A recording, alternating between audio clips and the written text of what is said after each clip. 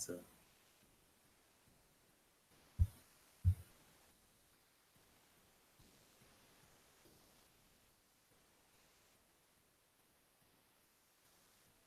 All right, Shalom.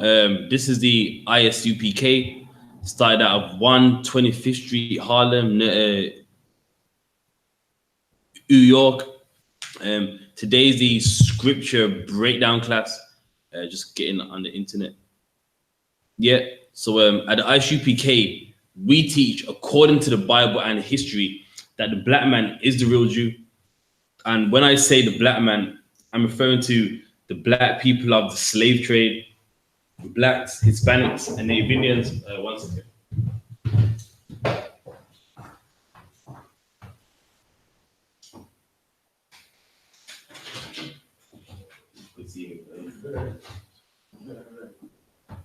All right. Yes.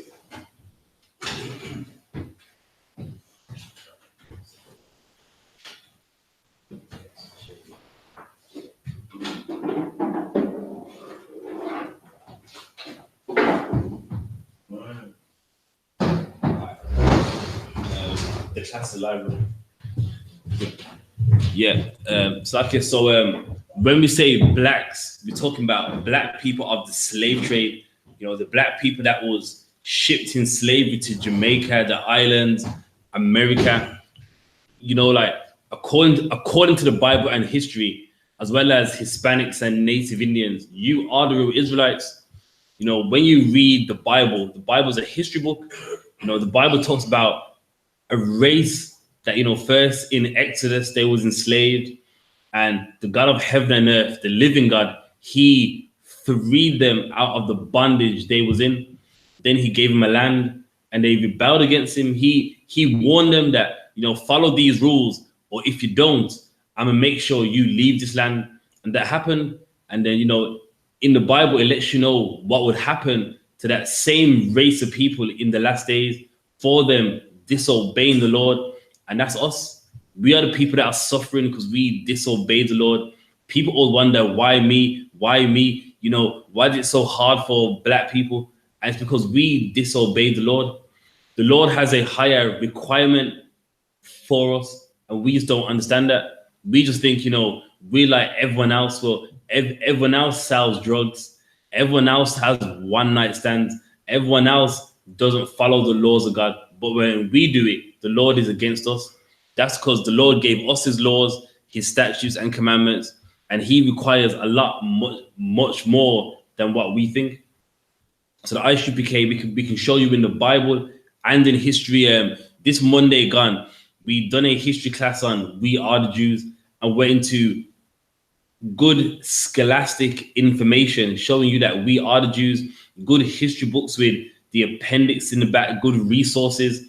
So it's not just a book made by someone's opinion. This is information that you can also find yourself as well. So, you know, at the UPK on the Monday, we just done that. So if you look on the YouTube channel, I.S.U.P.K United Kingdom, you would find them that class. If, you know, you think we don't have the history, we don't have the facts. But from there, read for me Amos 3:1. Let's get it, Amos 3:1. I'm going to show you that the God of the Bible, contrary to popular belief, only knows one race of people, only cares about one race of people. He's only sending Christ to save one race of people. Now, I know for some of you online is probably new to this. You probably think that's strange, that's racist, and ain't nothing strange about it. It's always been in the Bible. It's always been read in the Bible. Just that the problem is, because of religion, they've blinded your eyes to where you read it and you just ignore it. You just read above it, read down, and ignore what the Bible is really saying. You got it for me, Amos 3:1. Amos 3:1.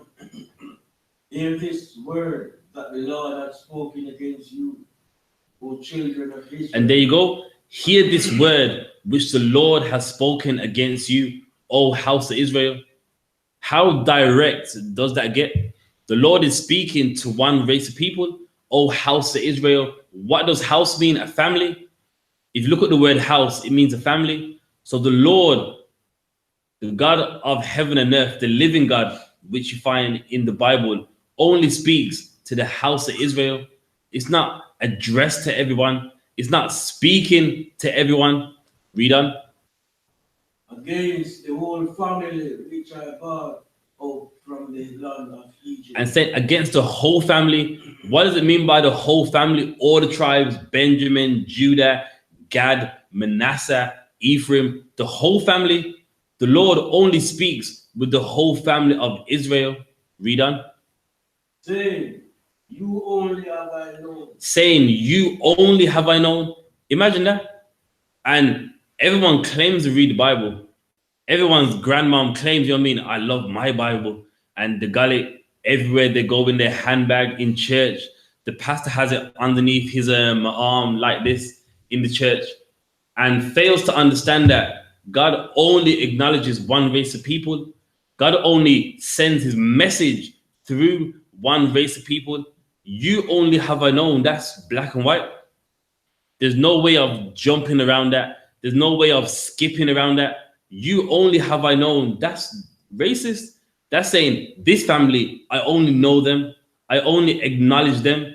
Even though I've made all races of people, I only deal with this race of people, because that's something what people like to say, but God made everyone. And what does that mean? So because you made everyone means that you love everyone. That's what you say. That's an opinion. And by no means should you let that get in your mind. We're like, well, yeah, God made everyone, so God should love everyone. Says who? Who said that? That's what they're saying. But in the Bible, yes, God made everyone, but God only loves one race of people. Read on. Of all the families of the earth. And what does it say? Above all the families of the earth, God only knows blacks, Hispanics, and Native Indians above all the families of the earth. What are all the families of the earth? All these races, all your East Indians, Bangladeshis, Pakistanis, you know what I mean? Indians, Japanese, Chinese, Mongoloids. God only knows one race of people above all the families of the earth, above all the ethnicities, above all the races, and that is the Bible. But yet in church, you know, they tell you God loves everyone, everyone's the same. But is the Bible saying that? No, it's not. And one time at a camp, it was a construction worker. You know, we was preaching, and then he had a question he wanted to ask, and his question was, so the Bible you're reading, what kind of Bible is that? Because what we was bringing out, he never heard it before, and it was a simple question. It's the Bible everyone reads. It's the Bible that's in court. It's the Bible that's in church. It's the Bible that's in hotels. But the problem is no one reads it. You've been taught, listen, this is the Bible. God loves everyone. You know what I mean? You can do what you want. And no one has never took time out to ever open it and see what's in the Bible, what is the contents of the Bible, and no one does it. And that's why whenever you're at camp, people are like, what Bible's that you're reading? Where did you get that from? And they say that because simply the Bible that they have, they've never read it. Your pastor, you look up to him thinking, you know, he's a man of God. He knows his Bible. Yeah, preach. And you know what I mean? Everyone's hyping him up. He doesn't know the Bible. You know what I mean? What you learn here in one day, you presenting that to him, he'll be lost. He'll be stammering and splurging, and he might want you to even leave. He might say to you, there's a demon in the church. He needs to go. And he would say that simply because he doesn't know how to answer it. I got a question online. I believe that's a comment. But yeah, John 3:14-16, that's only talking about the Israelites. In the book of Numbers, that was only pertaining to the Israelites. They mean that whoever looked up onto that snake, they would not die. And that was only for Israelites. And with Yahushua Christ, he's raised up the same way. So if you're bringing it out like that, then yes, that's the point made. You know what I mean? But But yeah, give me John 3 and the 14th verse, just to make everyone understand. There may be some people in the class that don't understand. So when we get that John 3 and verse 14.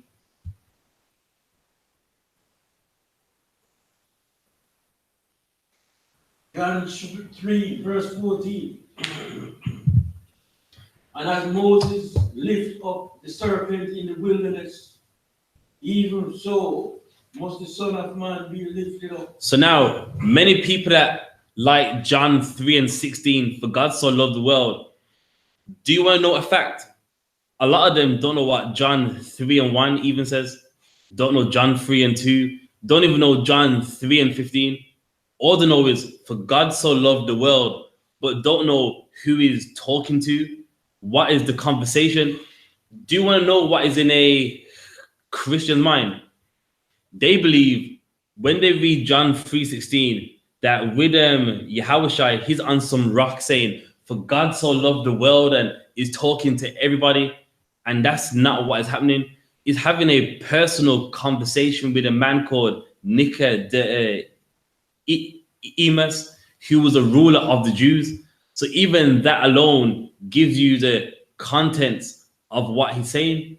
So now, the same way as Moses raised up the snake, and whoever looked upon it would not die. You can read about that in the Bible, where the Israelites, what happened? We spoke against the Lord, and the Lord sent snakes to us, and many of us died. Then he made a snake and raised it in the air, that whoever looked upon it would not die. And who was that for? Israelites. It wasn't for every nation. It only was for Israelites. So even as you read in John 3 and the 14th verse, that's talking about Israelites. And Christ is doing the exact same thing. If you believe on Christ, you won't die, using that history in the Bible as an analogy, if you understand. Read on. Even so must the Son of Man be lifted up. So now hang on. Even so must the Son of Man be lifted up. So the same way Israelites had to look upon that snake to live, even so must I be lifted up. So that alone should show you who it's talking about. It's talking about Israelites. That snake wasn't lifted up for everyone. That snake was lifted up for the Israelites when they spoke against the Lord. And even so must Christ be lifted up. Lifted up for who? The Israelites.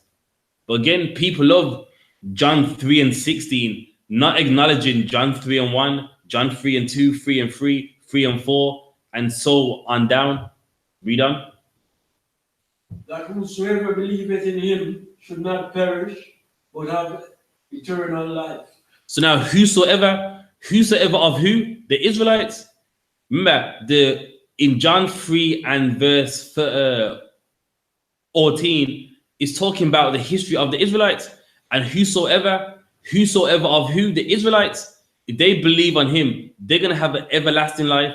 Just like those that looked upon the snake that was raised up, they did not die by those snakes. It's talking about the same thing. Read on. For God so loved the world. For God so loved the world. Now here we go. Now it's sad.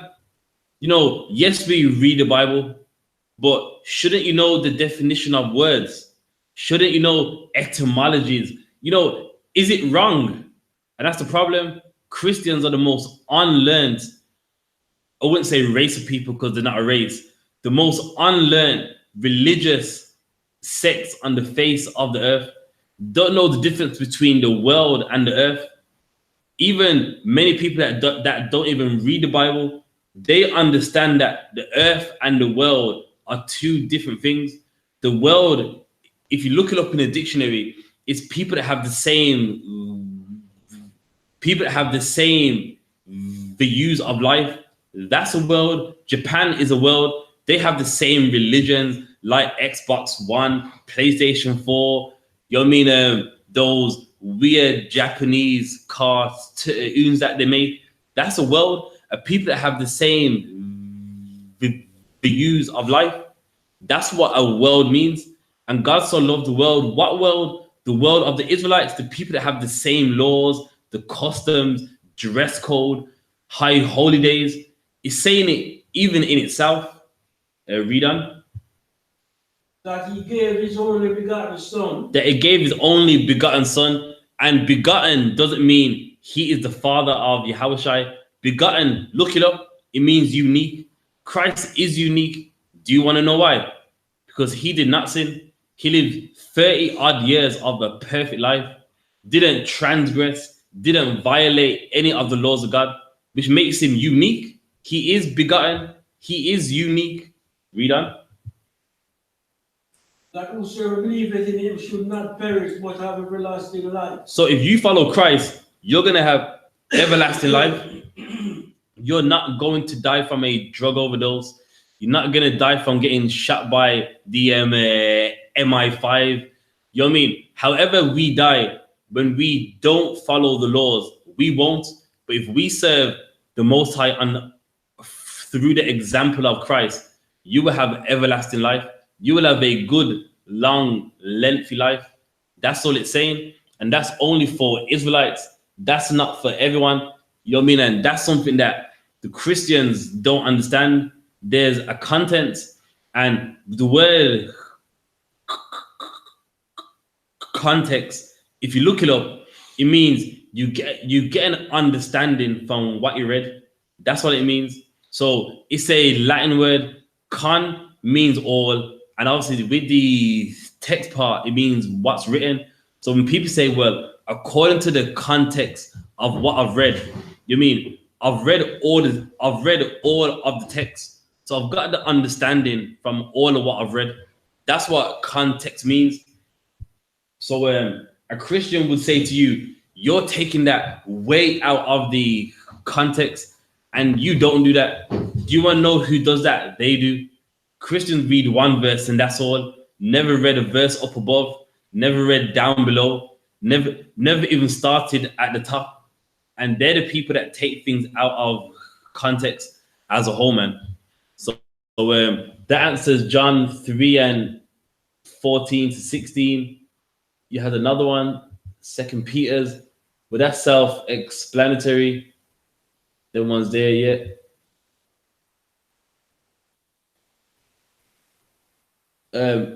If you could, just write, do you need these answered, or are you just trying to type these in just to, you know, get along with the class? All right, I got a question from Hadassah. Genesis 35 to 10. I mean, like Genesis 35 and verse 10.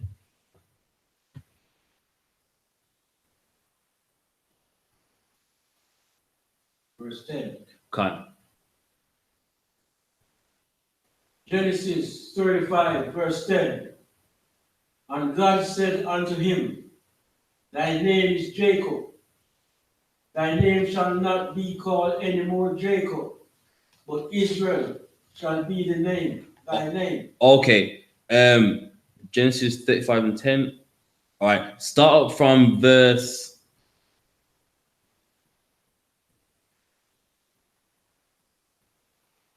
A second. Start from verse 9.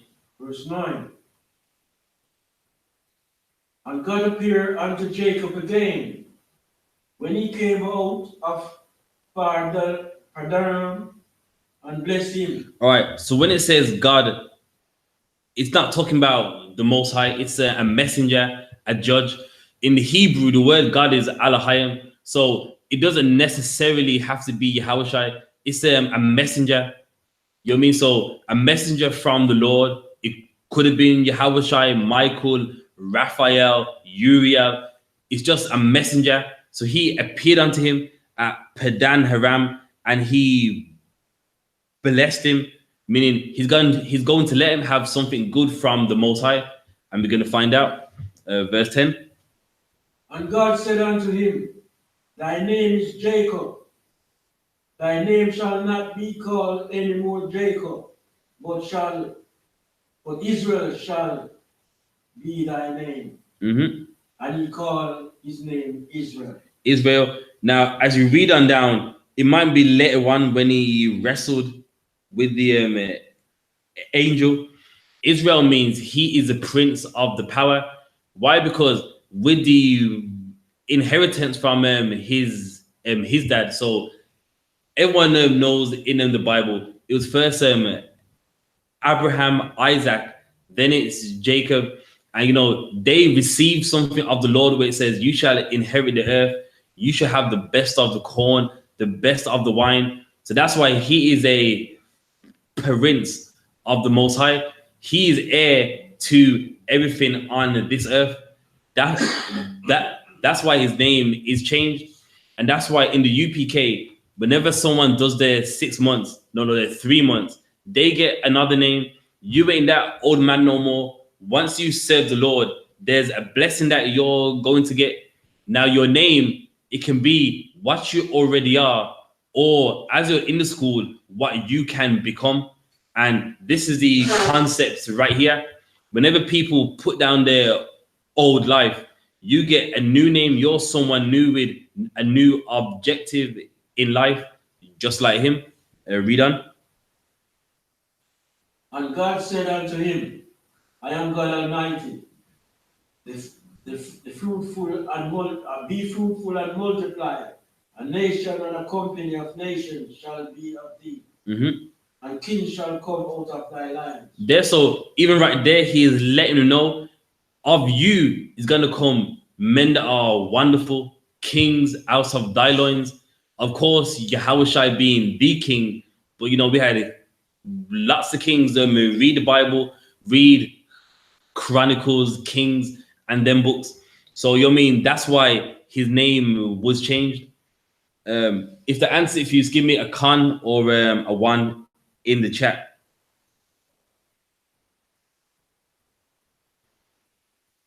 But there's another account of this where he's wrestling with the angel.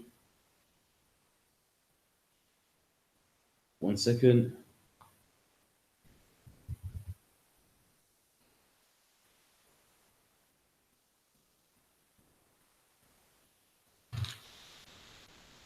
It might be 34.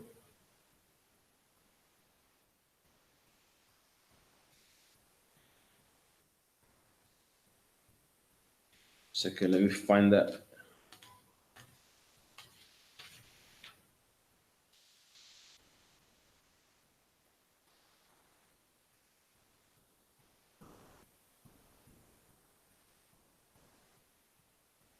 One second, be witness.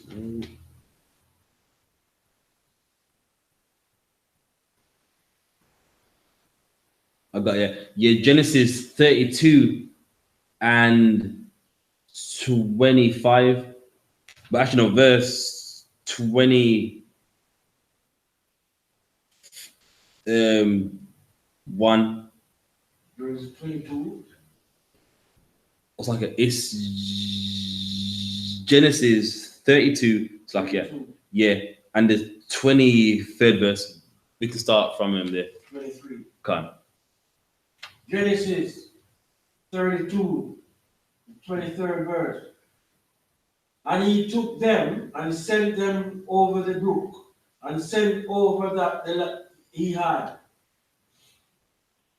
24. And Jacob was left alone, and there wrestled a man with him until the break of day. This now with Jacob, he was alone, and he wrestled with a man up until the breaking of the day. So meaning now the sunlight is starting to shine. So he was wrestling with this man till basically like the sun is started to appear. Read on.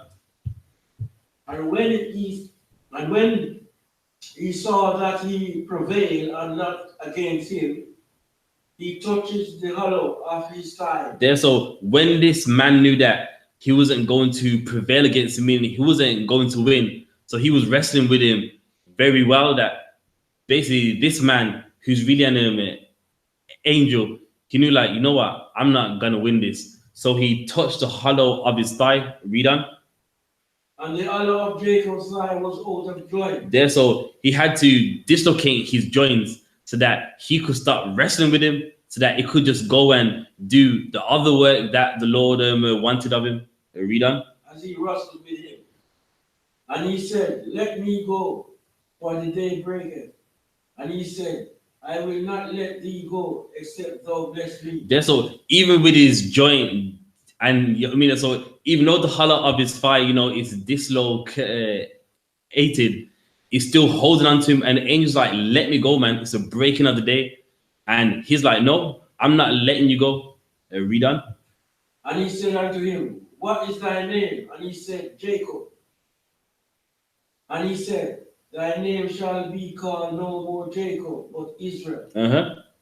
As for a prince, as thou power with God and with men, and has prevailed. There, so the angel, he had to let him know, listen, your name ain't Jacob no more, Israel, man. You got the prince, like you got the power with God and with man, and that's the blessing that he received. So in Genesis 35:10, he's just saying it again, but this is the account where he first got that name, and like this is very fundamental for us too. Reason being is, if you want a blessing from the Lord, what does this let you know? You need to fight for it. Yeah, you're reading this and he literally had to fight for it. But even with us, if you want a blessing from the Lord, you better fight for it, man. You can't just expect blessings of the Lord and not do anything. You got to fight for it. You want the Lord to be in your life. You got to fight so hard. The Lord's like, I got to, man. He won't leave me alone. He's always in my face doing what I want him to do. If I don't do it, it will be wrong. And this is why it's in the Bible that every black man, every Hispanic man, every Native Indian man knows, if you want a blessing from the Lord, you got to fight for it, man. You got something wrong with you and you want help, you got to fight for it. You got to serve the Lord so much that he goes, you know what, here, just take it, man. Just leave me alone. And that's why this is in the Bible. Nothing in the Bible ain't here just for the sake of it. It's here for you to learn from. It's here for you to apply to your life. And this verse right here, yes, he kindly fought with him, but this is to let you know, if I want a blessing, I got to fight for it, man. My ancestors, when they wanted a blessing from the Lord, all what they done was fight, man. I mean, he held onto this messenger, even when his joint was dislocated, and he held on till the angel had to go, you know what? Here, have this. I need to go. I believe it's Romans 15:4. Romans 15:4. Can't. So lucky, brother. If you're cold, you can turn the heating on as well. I'm all right. You're right. Okay. Romans 15:4.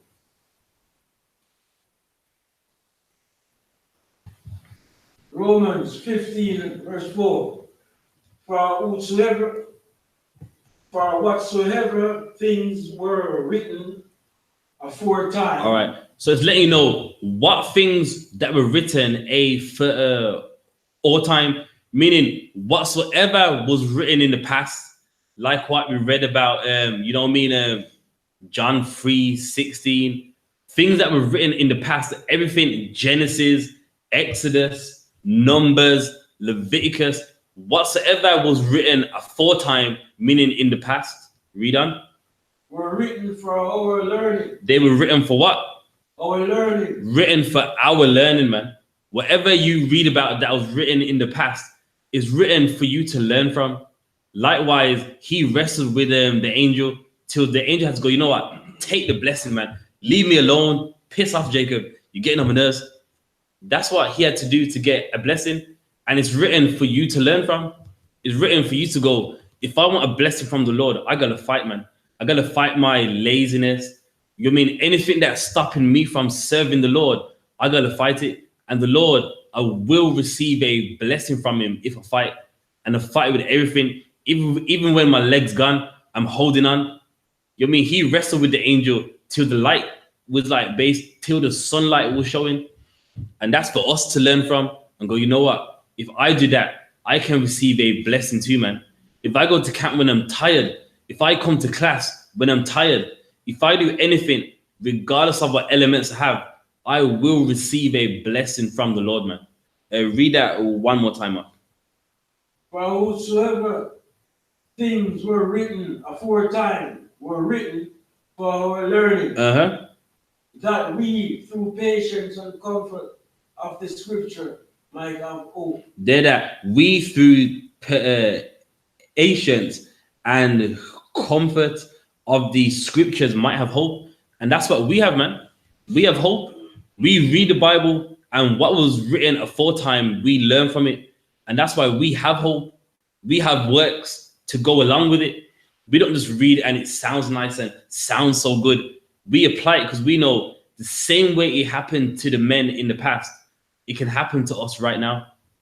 And that's one thing with the Bible, like, because of religion and, you know, like Pan-Africanism and the conscious community, so-called, they make the Bible seem so light and dull. And you know what I mean? Like, I read history, I read books by scholars, and what they try to do is they try to diminish the history of the Bible, like as if the Bible never happened, like as if a flood never happened, like as if many great men in the Bible did not exist.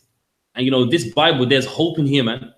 You're gonna learn from historical events that happened, and that's what happens. You have to have hope.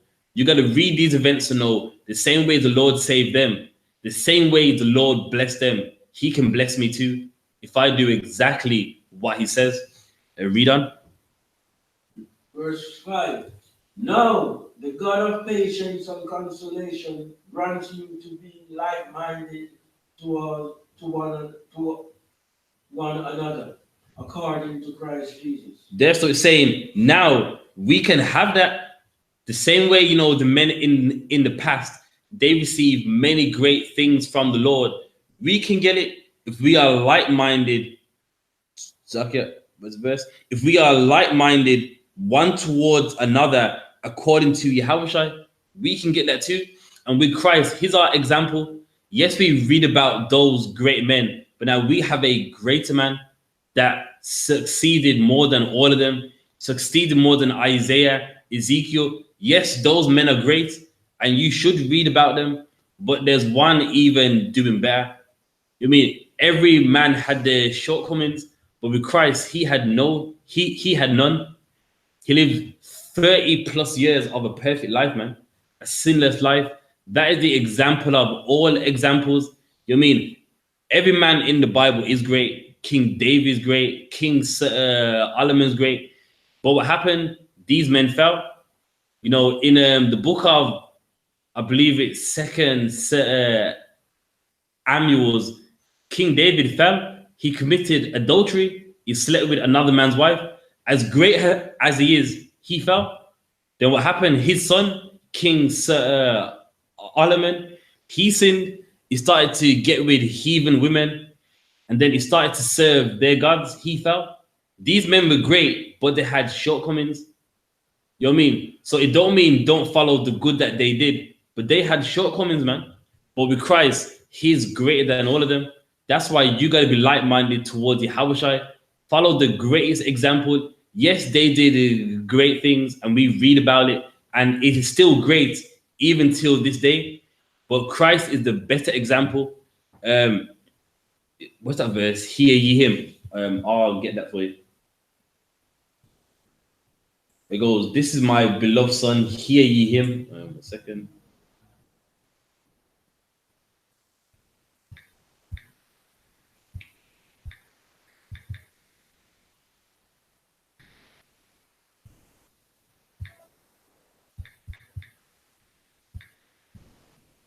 My beloved son, hear ye him. That is Luke 9 and 35. Okay.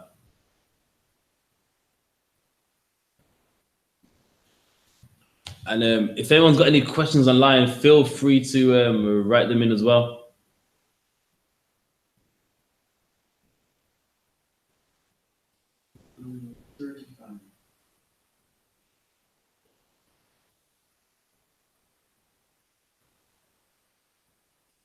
Shalom, Zarawai, Ban, Yeshashika. Looking to come to California this September, you know, Lord allow. So, you know what I mean, definitely some of the UK is going to be there as well, man. Yeah, you got it for me, Luke 9 and 35. Luke 9, verse 35. And there came a voice out of the cloud saying, This is my beloved son. All right, Salakia. Start up a few verses above just to set the scene. Look at it. 35.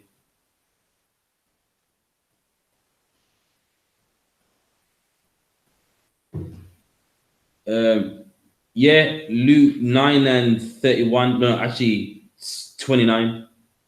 Luke 29. Yeah. Luke 9, verse 29. And as he prayed, the fashion of his countenance was altered, and his remnant was white and glistering. So this is talking about Yahushua. So he was with John, James, and another one. And as he prayed, he just changed, like his garment was white, he shined. Read on. And behold, there talked with him two men, which were Moses and Elijah. So now, why does it say these men here? Because amongst us, we looked up to these men. Everyone looks up to Elijah. Why? Because you read about him how he had to hide the men of the Lord. You know what I mean? He had he showed us back then who the real God was. So amongst us, blacks and Hispanics, he was someone we looked up to, like Elijah, man. Look what he did. Then of course, everyone looked up to Moses. Because why? Because of the Exodus. He led us out of the Egyptian land. So these two men, these are like very prominent men amongst us. So in a division, these two men appeared with Christ. Read on. Who appeared in glory and spake of this decease, which he should accomplish at Jerusalem. There's now these two men spoke with Yahushua about what he should accomplish. They're like, yes, you're gonna die for the nation of Israel. You're gonna, you know what I mean, do everything that is written up in the Bible. Read on. But Peter and they that were with him were heavy with sleep. And when they were awake, they saw his glory and the two men who stood with him. Verse 33. And it came to pass, as they depart from him, Peter said unto Jesus, Master, it is good for us to be here. Let us make 3 tabernacles. So now, because of what this seemed like, it's good that we seen this. Let's make 3 tabernacles. A tabernacle is just like a modern day tent. So they're like, it's good, man. Make 3 tents, one for you, one for Elijah, and one for Moses. Read on. One for thee, and one for Moses, and one for Elijah, not knowing what he said. Now, that's the key part, not knowing what he said. Why does the Bible say not knowing what he said? Would anyone like to answer that? Why is it saying not knowing what he said?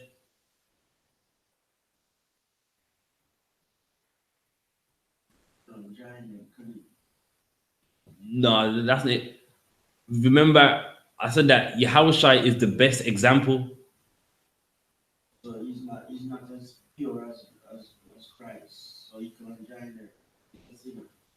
No. He's saying make 3. So like a tabernacle tent is like, I seen these men. I'm gonna make 3 of them, one for you and the other 2 for the rest. But not knowing what he's saying, meaning what he's saying ain't right. It's not making sense.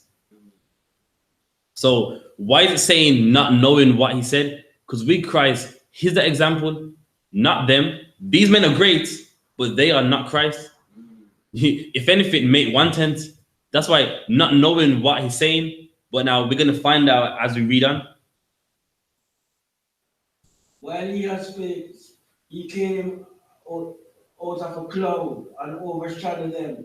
and they fear as they enter into the cloud. So now, why he said that a cloud came, and a cloud, of course, is the modern day UFO. So you know what I mean. So while he said, let's make a tent, one for you and the others for them. A cloud just come over them, just, and they were scared, like, raw, like this cloud just overshadowed us, meaning it's dark, meaning there's light everywhere else, but where the cloud is above us, it's just darkness. Read on.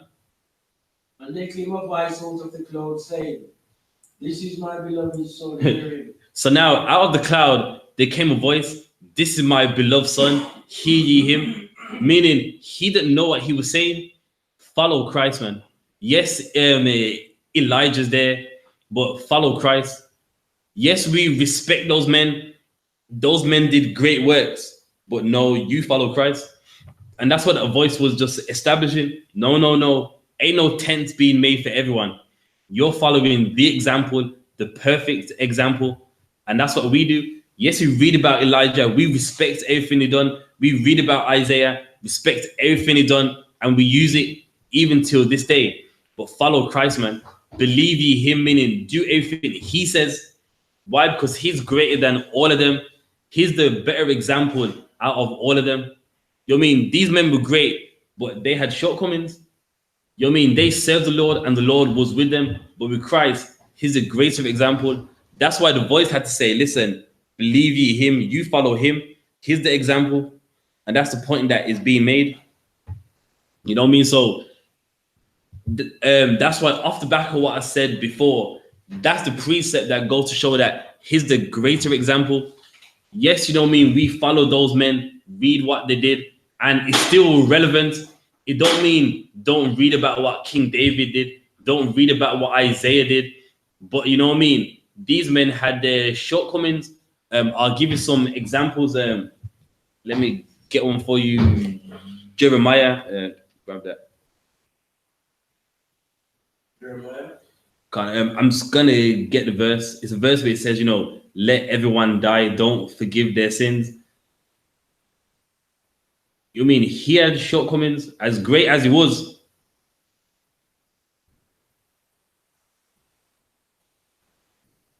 I'll type it in.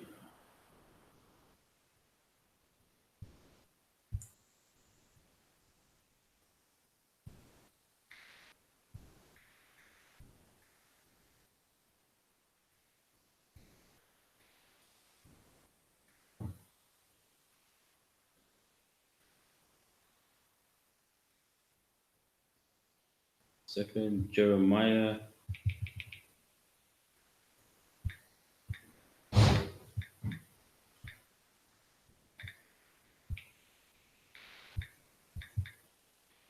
haven't got this verse in a while. Second. It might be Jeremiah 5.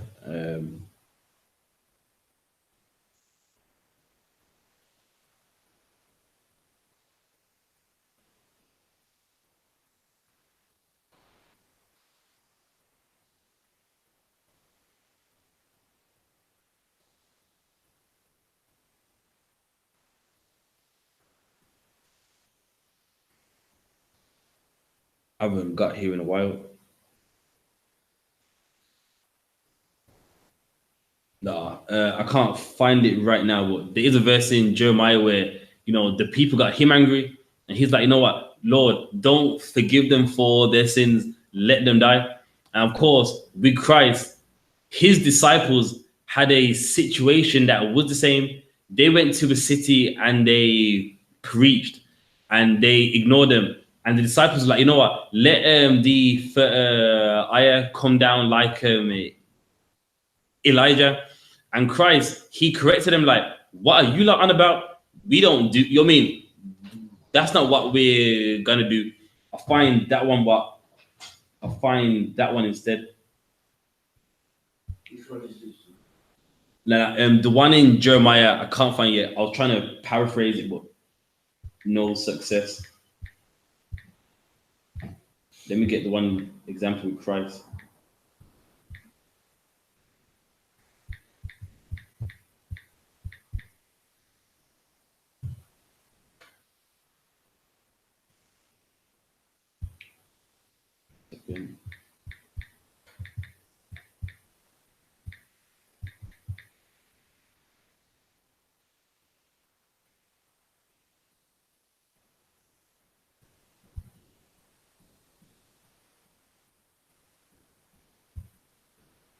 One second, just paraphrasing it.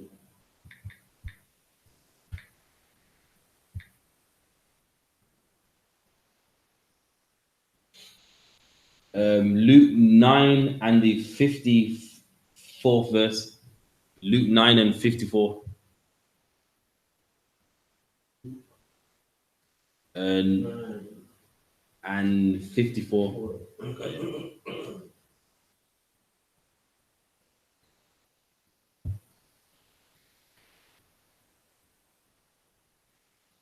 Luke 9 and 54. Oh. And when his disciples, James and John, saw this, they said, Lord, will thou that we command fire to come down over the heaven and consume them? All right. We'll start up a few verses above just to set the scene.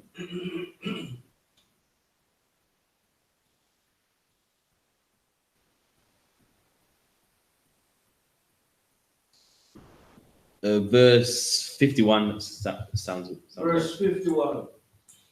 And it came to pass, when the time was come that he should be received up, he steadfastly set his face to go to Jerusalem, and sent messengers before his face.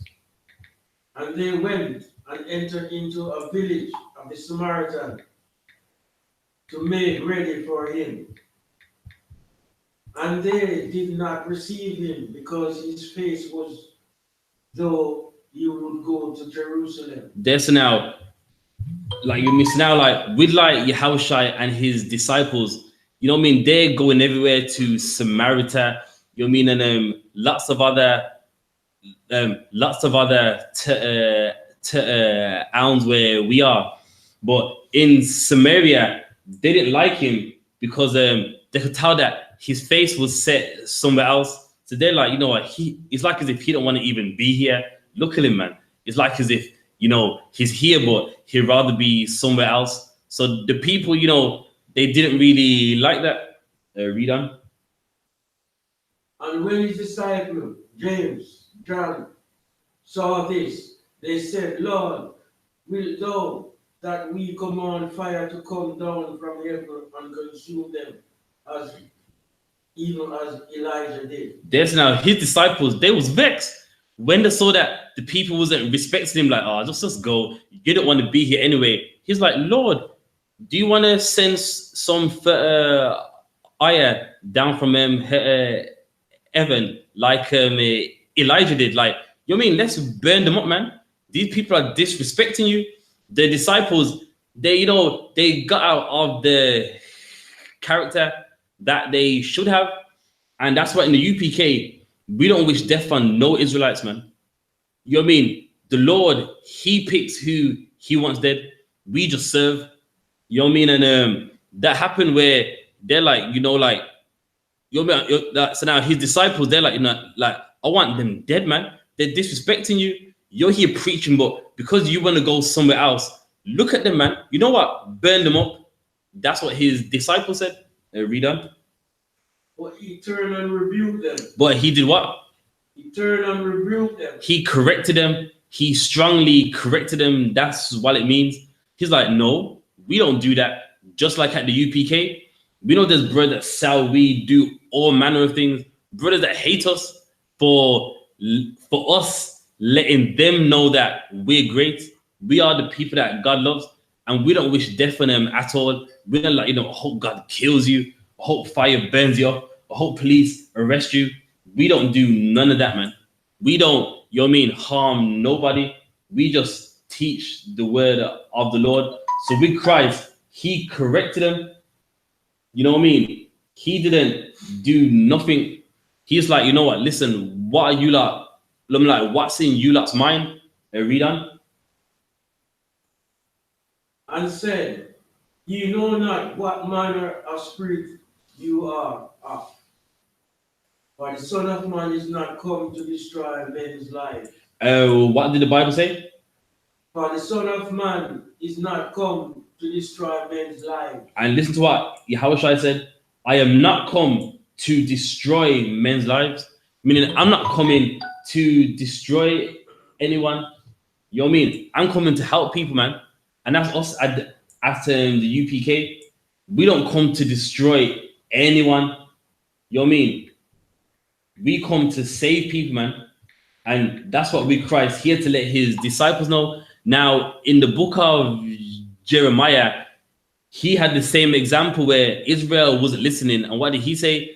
Don't forgive their sins. Let them die. Let them perish.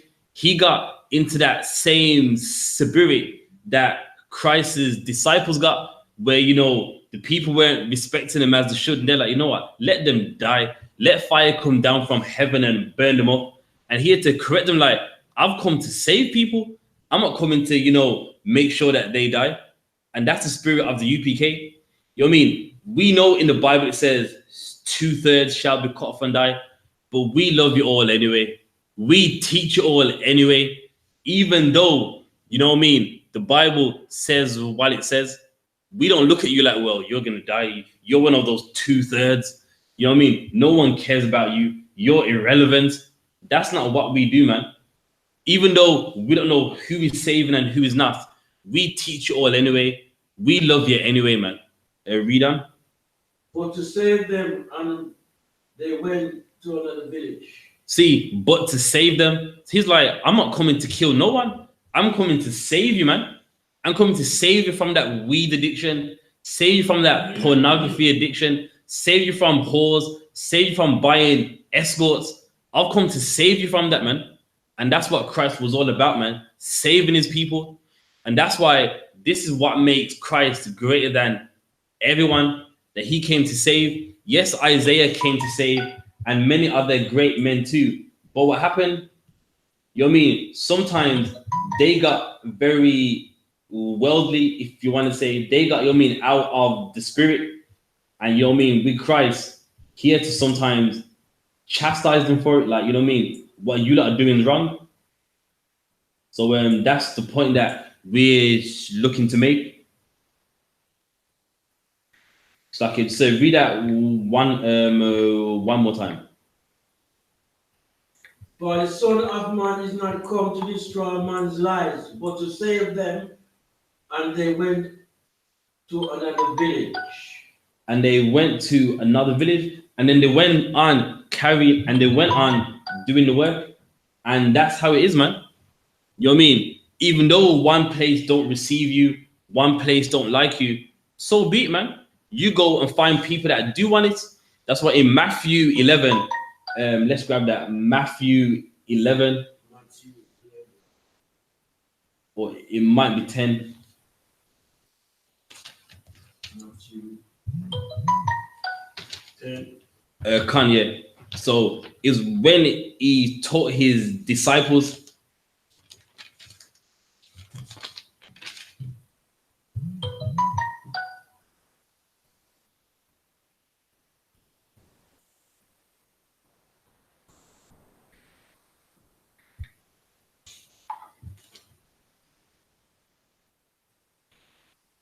So 1 second.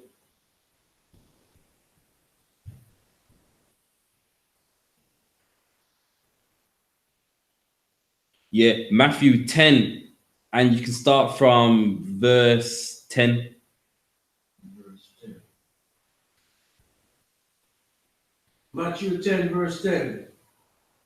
Now script for your journey. All right, so now in your own time, if you start from verse 1, this is when he sent his disciples out, and you know, again, they only taught Israelites, blacks and Hispanics, you know, Matthew 10, 5 and 6. If you're at camp, of course, I mean, this is one of the verses you would always go to show that with Christ, he only taught Israelites. He even taught his disciples only teach the lost sheep of the house of Israel. But now in verse 10, it's letting know, don't carry no script. A script is like a Bible. So at that time, they didn't have to because they was with Christ, and with Christ, him being the head, he knew the Bible. And so really, they were just being taught. So at that time, they didn't need to carry any scripts. Read on. Neither two coats, Neither coats, read on. neither shoes, nor yet staves. For the workman is worthy of his meat. For the workman is worthy of his meat. So he's saying, don't worry, just go teach. And don't worry, a workman is worthy of his meat, meaning whenever you learn someone, they're going to look after you. They're going to make sure you have a coat, you have something to eat. So he's like, listen, if you're a workman, you're worthy of your meat. If you're working for the Lord, you're worthy to get fed. You're worthy to get housed. And that's like the UPK, man. You know what I mean? We are worthy wherever we go. We go to London, someone's always made something for us. Someone always brings something to eat. You're worthy of your meat wherever you go. Read on. And into whatsoever city or town you shall enter, inquire who in it is worthy, and there abide till ye go thence. There, so that's talking about the house. So if you find someone, they follow the laws and the house is good, then you stay thence. And then from that town, you go preach. You go to, you know what I mean, wherever the highways and the byways are. Read on. And when you come into an house, salute it. And if the house be worthy, let your peace come upon it. There, so you find this house, that you find this house good, then your peace, let it be upon it. You go, you know what, yeah, man, this house is good. And then, you know what I mean, you can stay at that house. Read on. But if it be not worthy, let your peace return to you. So now if you go in that house, you open up the fridge, there's ham and bacon, then just leave that house. That house ain't worthy for a workman. That house ain't worthy for a man of the Lord. Read on. And whosoever shall not receive you, nor hear your words, when ye departed out of that house or city, shake off all the dust off your feet. There, so that's what we do, man. Anywhere we go and they don't want to listen, just shake the dust off your feet. His disciples in Luke, do you know what I mean? They kind of got out of the vibe. They're like, you know what? Burn them up, Christ, man. Do you know what I mean? They're not respecting you. And Christ had to correct them, like, I've come to save. And you know what I mean? And even here, with Christ, you know what I mean? He's just letting them know that, look, man, you know what I mean? If no one don't hear you, just shake the dust off your feet. Just leave them. Read on. Verily, I say unto you, it shall be terrible for the land of Sodom and Gomorrah in the day of judgment than for that city. There, so with Christ saying, anyone that ignores you is going to be, you know what I mean? It's going to be more worse than Adam and Gomorrah, than that city. And we know what happened to them. They got burnt with fire and brimstone. And for them ignoring the word of God, it's going to be even more worse for them, man. So that's why, you know what I mean, his disciples are like, send the fire down, burn them up. That was not in the spirit right there. And you know what I mean, he's come to save. But if the Lord sees as, you know what, I want that town to be destroyed, then so be it. And that's the point that he was trying to make. I got a question, so I can Exodus 1 and 11. Okay.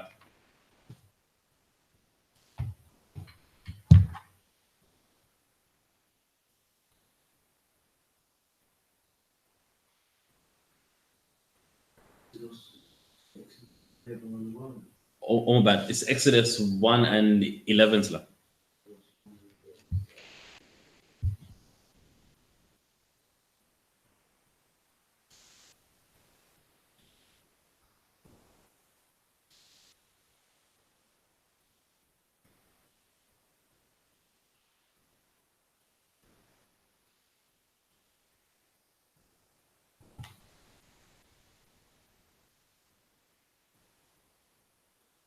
Exodus 1 and 11. Therefore, they did set over them taskmasters to afflict them with their burden. Okay, so your question is, could you explain who the taskmasters taskmasters were. The taskmasters, they were us. They were Israelites, just like today. You know, in a lot of jobs, sometimes it's non-Israelites and sometimes it's us, Israelites. And that's what the Lord's saying, that, you know, there was taskmasters over us. Be right back.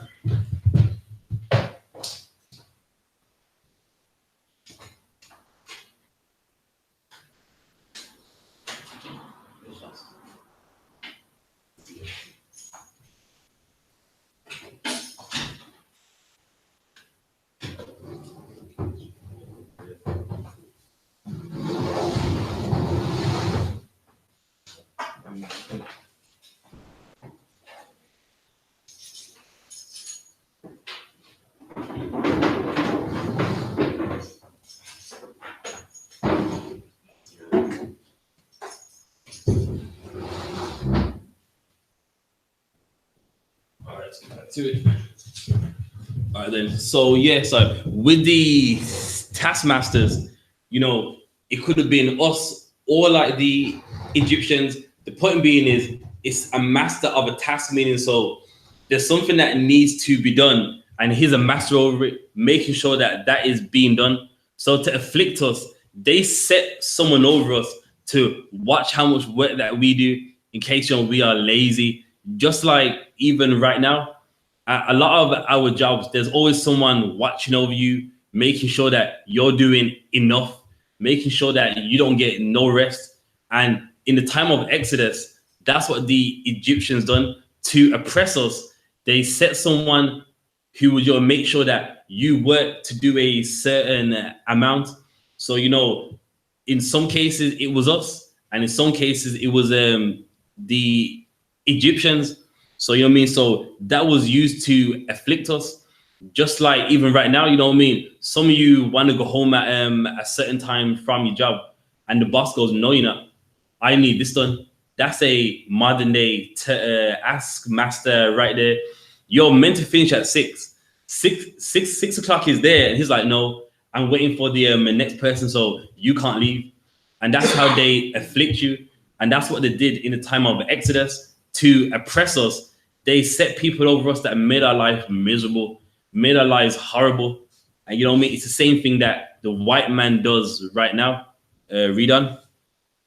And they built for Pharaoh treasure cities, Pithom and Ramses. And that's what we did, man. We worked hard to build up their towns. You know what I mean? So not all of them, but in the valley of the Ings, which is in the it's like an Egyptian high street. That, you know what I mean, that's what it would be at that time.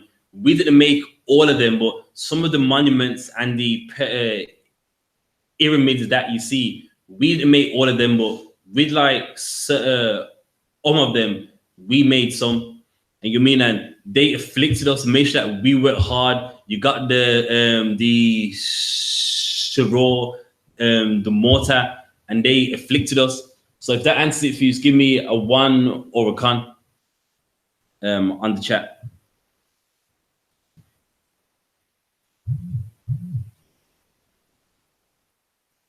Read the next verse, verse 12. Verse 12.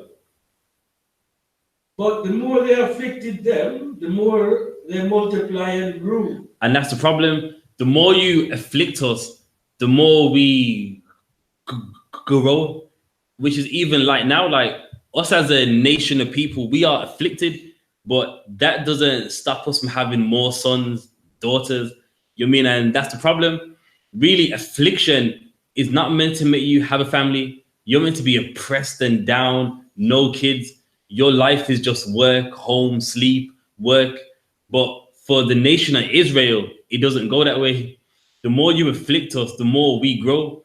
The more you lay with your wife and have much more kids, and they don't want that. Affliction is meant to make you oppressed. Just work. You mean 16 hours a day, come home, sleep. But in our case, that doesn't work. And even in England right now, your affliction is meant to make you mean like not have any kids. But what happens, we always do. We always make sure that, you know what I mean, we have kids and that, you mean like we don't just like diminish as they think that we should. It's lucky 1 second.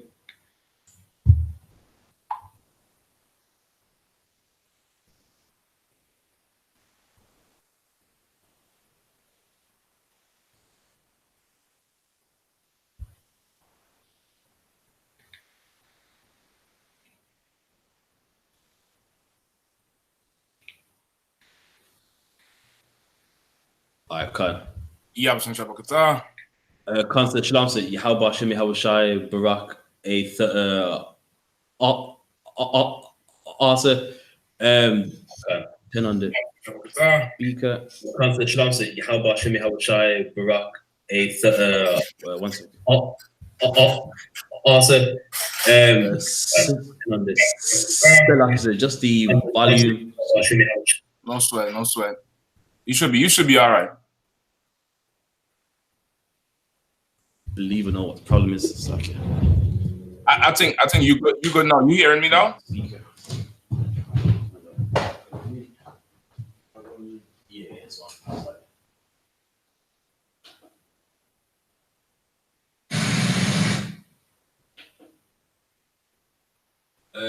Concert, is that 12?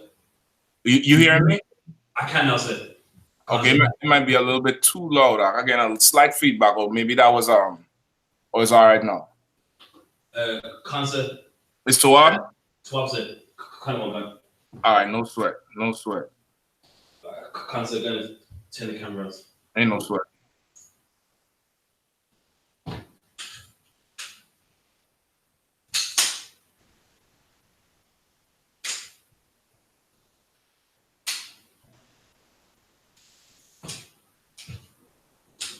All right. I think perhaps I sent you a link as well. You might be able to pull it up. All right. Concert. You might be able to pull it up. You might be able to pull it up over there. All right. Kind of one concert.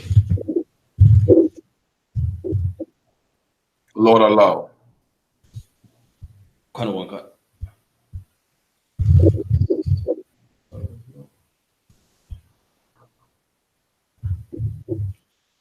Concert, is that 12, sir?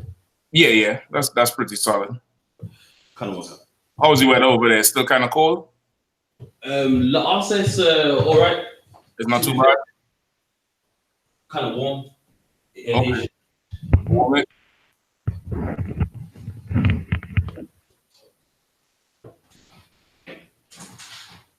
Concert.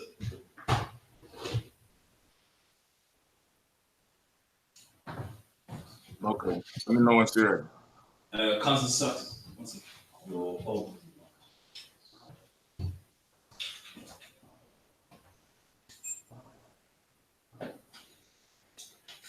All right. So today, Prasha, what you was going over? Anybody had any questions on it or anything? Concert, there was one. I just finished it in Exodus 1 and 11, sir, about who the taskmasters were. Okay. Okay, no sweat. Okay, did you finish it? Was everything understood or no? I was just waiting on the response, sir. Okay, no problem. You was waiting on the response. What do you mean? Because I just answered it. I was waiting to see if they understood, sir. Okay, no problem. Okay, so everybody's kind of clear on the taskmasters, who they are.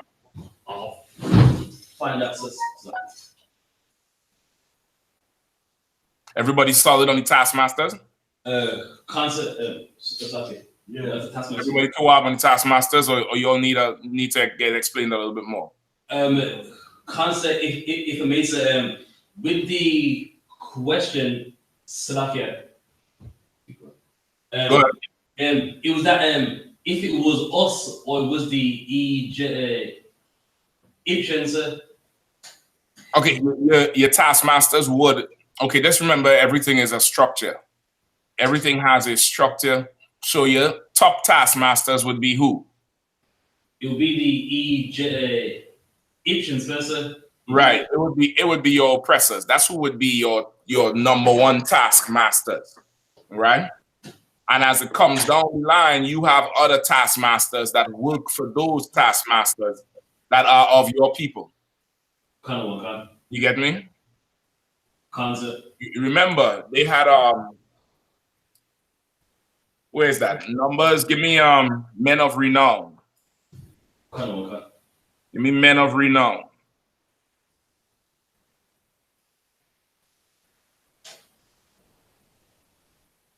I believe it's Numbers.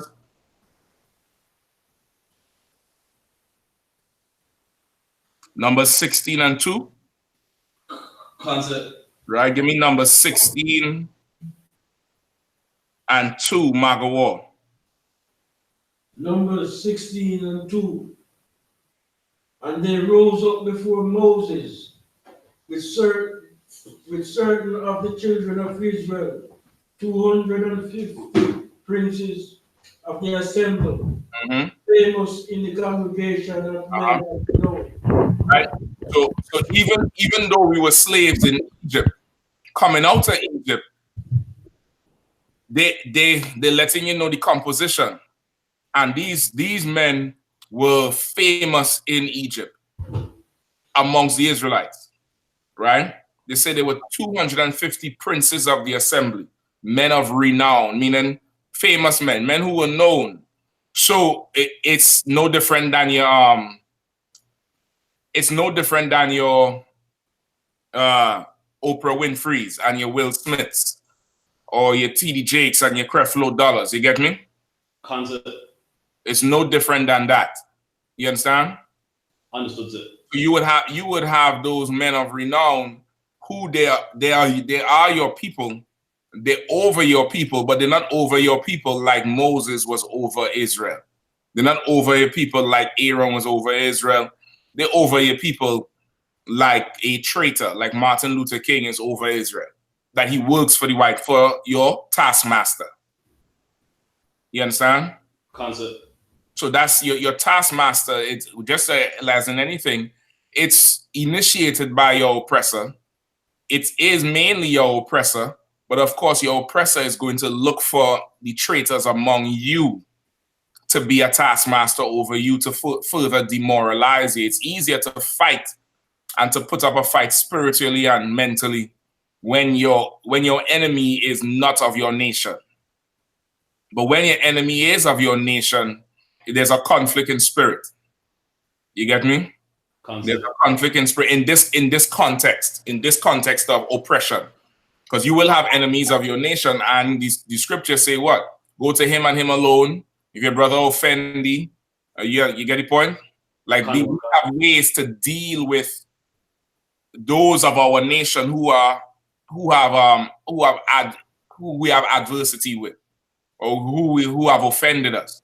But this situation here is not, is not talking about the offense or anything. These are actually people who are working for the oppressor, taskmasters, much like in the Maccabees with the dedication, the Hanukkah.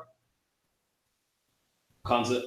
Right? You remember that king Antiochus, he sent one of his men who was of the people to go to Mattathias. You get me? And they wanted to make Mattathias what?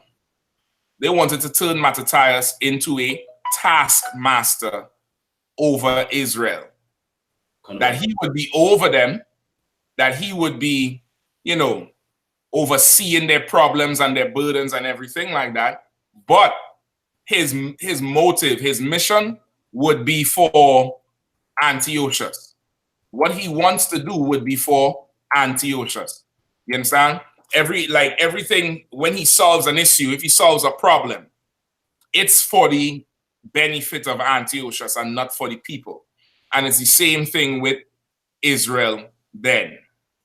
You get me? So you have your taskmasters who would be your supervisors and your bosses, But of course, among the slaves, you're going to have some slaves who would stab their nation in the back for 2 pounds more of corn, for 5 pounds more of rice. You get the point? Kind of one concept. For whatever material gain, short term, that's very, very small in the grand scheme of things, they would turn their back on their nation for that type of gain. You get me? Kind of one concept. All right. So everybody understand that, right? Kind of one concept. All right, solid. Good to go.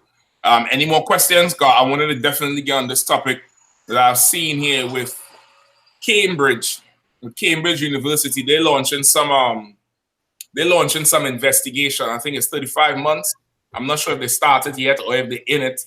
Somebody could help me out with that. But they're launching some investigation into the role slavery, the slave trade played in them being established and being able to sit up high, and of course how it impacted England.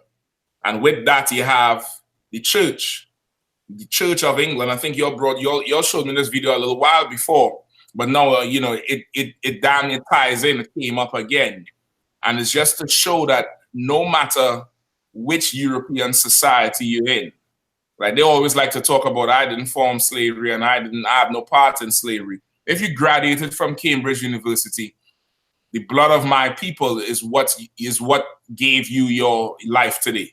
That's right. If you graduated, if you went there and you became whatever, doctor, lawyer, scientist, whatever, teacher, you have a university degree from Cambridge University, you owe my ancestors. You owe my ancestors your life, because that university was built on the back of slaves.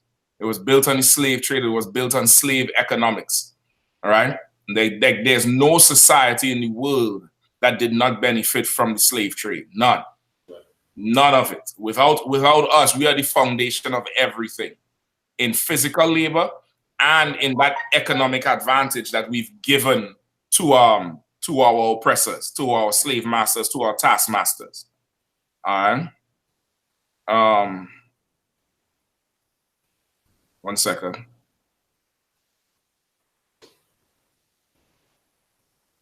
All right. So any questions? Or we to what? Also, there's no more, sir. No more. Okay, no sweat. Okay, so let's get this, all right? Let me get the Church, Cambridge University study. All right. Parashi, I sent you an article. See if you could pull it and read it up for me. Concept, I've got it. The University of Cambridge University launches inquiry into historical links to slavery. Mm-hmm. The University of Cambridge will conduct an in-depth academic study into ways in which it contributed to, benefited from, or challenged the Atlantic slave trade. Right. And read that part again. It conducting a study of how it what? Of how it benefited from or challenged the Atlantic slave trade. And so, this even that is a disrespect. Like you have to launch a study, an inquiry to see how you benefit from the transatlantic slave trade. Like where else did your economy come from in the 1800s and 1700s? That's right. Like how could there be any goddamn confusion about where you benefited from? Like tell me what else was being traded. Tell me what else was driving the world at that time. Was it textiles? Is there investigation to see how much Gandhi and the East Indians contributed to Cambridge? No, it wasn't that. Like even that is an insult. Even that is an insult. And okay, I'm saying it now and I'm gonna say it again before the end of the class. Seeing how vile white British people are, white British society. And okay, this whole thing lends into everything that's going on. You all know they have the racism in football, show racism, the red card, all that bullshit, right? And they're talking about, you know, the English Football Association has racism, and it's a societal thing. Britain is racist, point blank. Whether it's cricket, crumpets, scones, or football, it's racism. You get the point? So now it's something societal. So understanding is something within the fabric of Britain's society. Black and Hispanic people in Britain should separate from Britain. Black and Hispanic people in Britain now should wake up and realize that this society hates us while they profit off of us. And they act as if we are the problem. So we should turn to our own. This is the time when you should find the Israelite School of UPK in the UK and learn how to build your society from within. Because we don't need to launch no investigation into how the white man benefited from slavery. It's in the Bible. It's written in the Bible, and I'm going to show it to you today. All right? Keep going on, Prashan. Concept. And other forms of coerced labor during the colonial era. You see how you want me to assault somebody publicly? You see how they want me? They just want me to go off the handle, Prashan. They want me to come in the airport like Bernie Mac with the powder and just slap every white man in the world. They said, and other forms of coerced labor. Somebody look up the meaning of the word coerced, please, quickly. Whoever have it. Margot, you have a dictionary there? Give me coerced. Please. Give me coerced labor. Prashan, you find it yet? I've got it, sir. Go ahead. The definition of coerce, to persuade, to do something using by force or threats. Mm-hmm. To persuade. To persuade. You doing something using by force or threats, you don't use coerced for that. When you coerce something, you persuading. We wasn't persuaded into slavery. We wasn't persuaded into working for you. We were kidnapped and beaten and murdered and raped and lit on fire. That's far from coerced. That's right. You get the point? Even their language is offensive. You get the point? Even their language is offensive. When describing some terrorist act, would they say, you know, he was very angry and he was coerced into, you know, stealing the van and running over people on London Bridge? Nah, they would use the language to match the crime. They would use the language to convey effectively exactly what was going on. But the white man is such a goddamn bastard. That's why he's the devil the Bible speaks of. All he does is lie and deceive. And even this Cambridge study is meant to deceive. It's meant to deceive. Go ahead. The inquiry will explore university archives and a wide range of records elsewhere to uncover how the institution may have gained from slavery. May have gained from slavery. May have gained. Not to see how much money the institution got. Not to see how much reparations Cambridge got to pay back, but to see how much we may have benefited from slavery. Let me tell you something, Doc. If you in the UK and you Black and Hispanic and you're not filled with that level of anger, with that level of wrath, with that level of something must be done about this, with that desire for justice, something is wrong with you. Something is earnestly wrong with you, and you should look at yourself. You should look at yourself. If you can't handle it, come sit in front of me. I'll look at you and I'll help you out. I'll definitely help you. I'll help reform your mindset. And I know most of you all who not in the truth and listening and hearing, you would think in your mind, your simple mind, that we're talking about taking up arms and ammunition and revolting and being, the modern day Guy Fawkes and going and taking over London. Negro, I don't want London. I want the kingdom of heaven. That's right. I want Jerusalem, brother. I want Mount Zion. What the hell London have? Nasty river Thames and filled with homosexuals and pedophiles and crackheads? Nah. I want you out of London.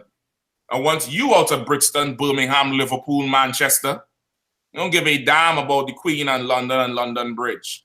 But it has to start with a separating from this devil. Like up till this day, they still unsure if they benefited from slavery. It is ridiculous. Let me play this tape out. Find me some more in that article to start off from, right? Let me play this tape just for time's sake, because we right up on the time too. Right, I have the other tape about the Church of England, which is, boy, it is absolutely horrendous, sir. Absolutely horrendous. Concert. Hold on one second. Let me get this tape playing here for you.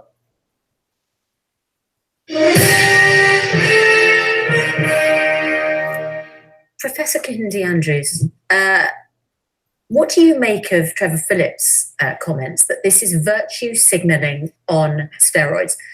And his associated point, which is it's much better to look and invest in current students' future prospects rather than looking back at what's already happened. Well, I do not want to endorse the University of Cambridge process, because actually I think it's a PR exercise. It's a parody in some ways.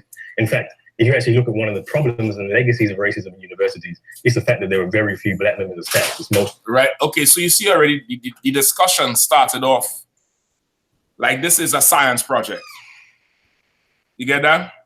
Concept. It started off as this is a science project. This is not, and that's why he's saying, I'm not going to knock it because it's talking about the black history and slaves, but he's saying it's really PR, and it is PR, meaning public relations, meaning it's something to publicize Cambridge.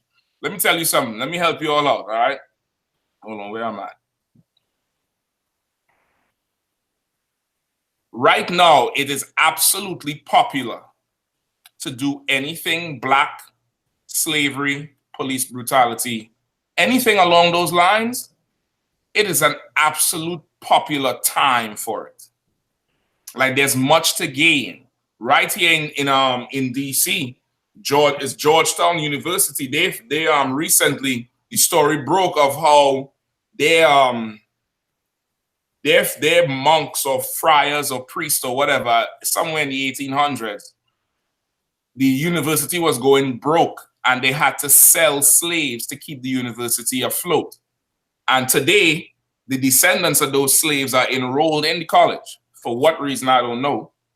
But it was a big deal of whether the university should pay reparations to their descendants, because if you wasn't able to sell their foreparents, there would be no Georgetown University. And Georgetown University is a huge university in terms of reputation and name, not just in the DC area, but in America, probably worldwide as well. You understand? So now, what he's saying, it has a lot of merit. The white man, he's driven by money and whatever makes money. So if he's interested in your slave history and your slave background, you best believe it has nothing to do with, giving you closure. It has nothing to do with helping you find your past and, get better. It has to do with, I can make money from this. It has to do with units being sold. It has to do with getting a penny. You understand? And that's what he's saying. All right? Let me get you some more.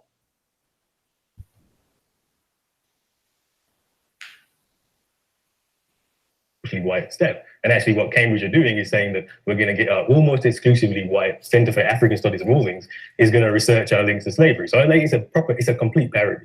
So, right. So once again, you hear what he said?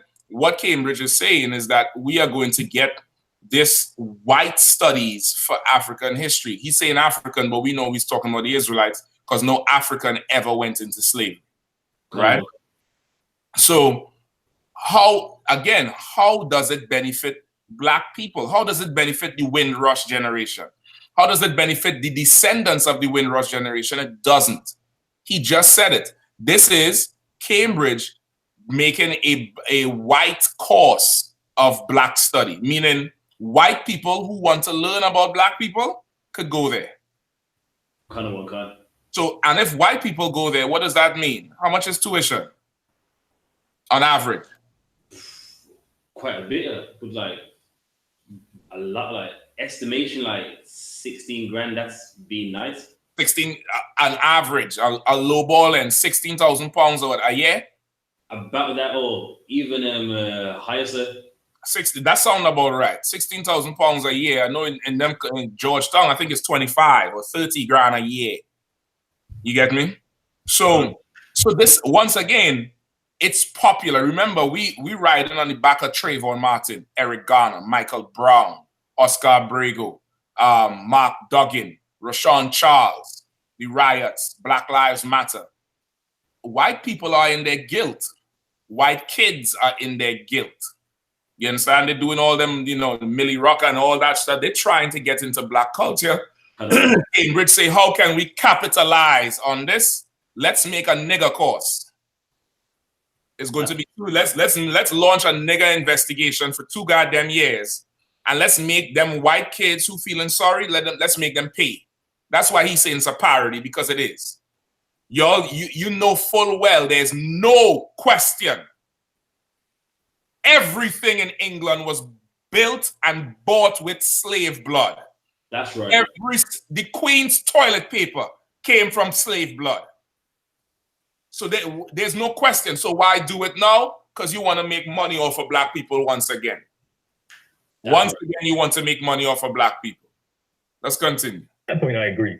But on the issue that we shouldn't be looking into these, that's outrageous. You cannot understand the current problem of students' access, etc., without understanding the deep legacy of slavery, racism in universities. What is the direct link between slavery and our academic institutions? Well, I mean, this long-nosed Pinocchio ass broad.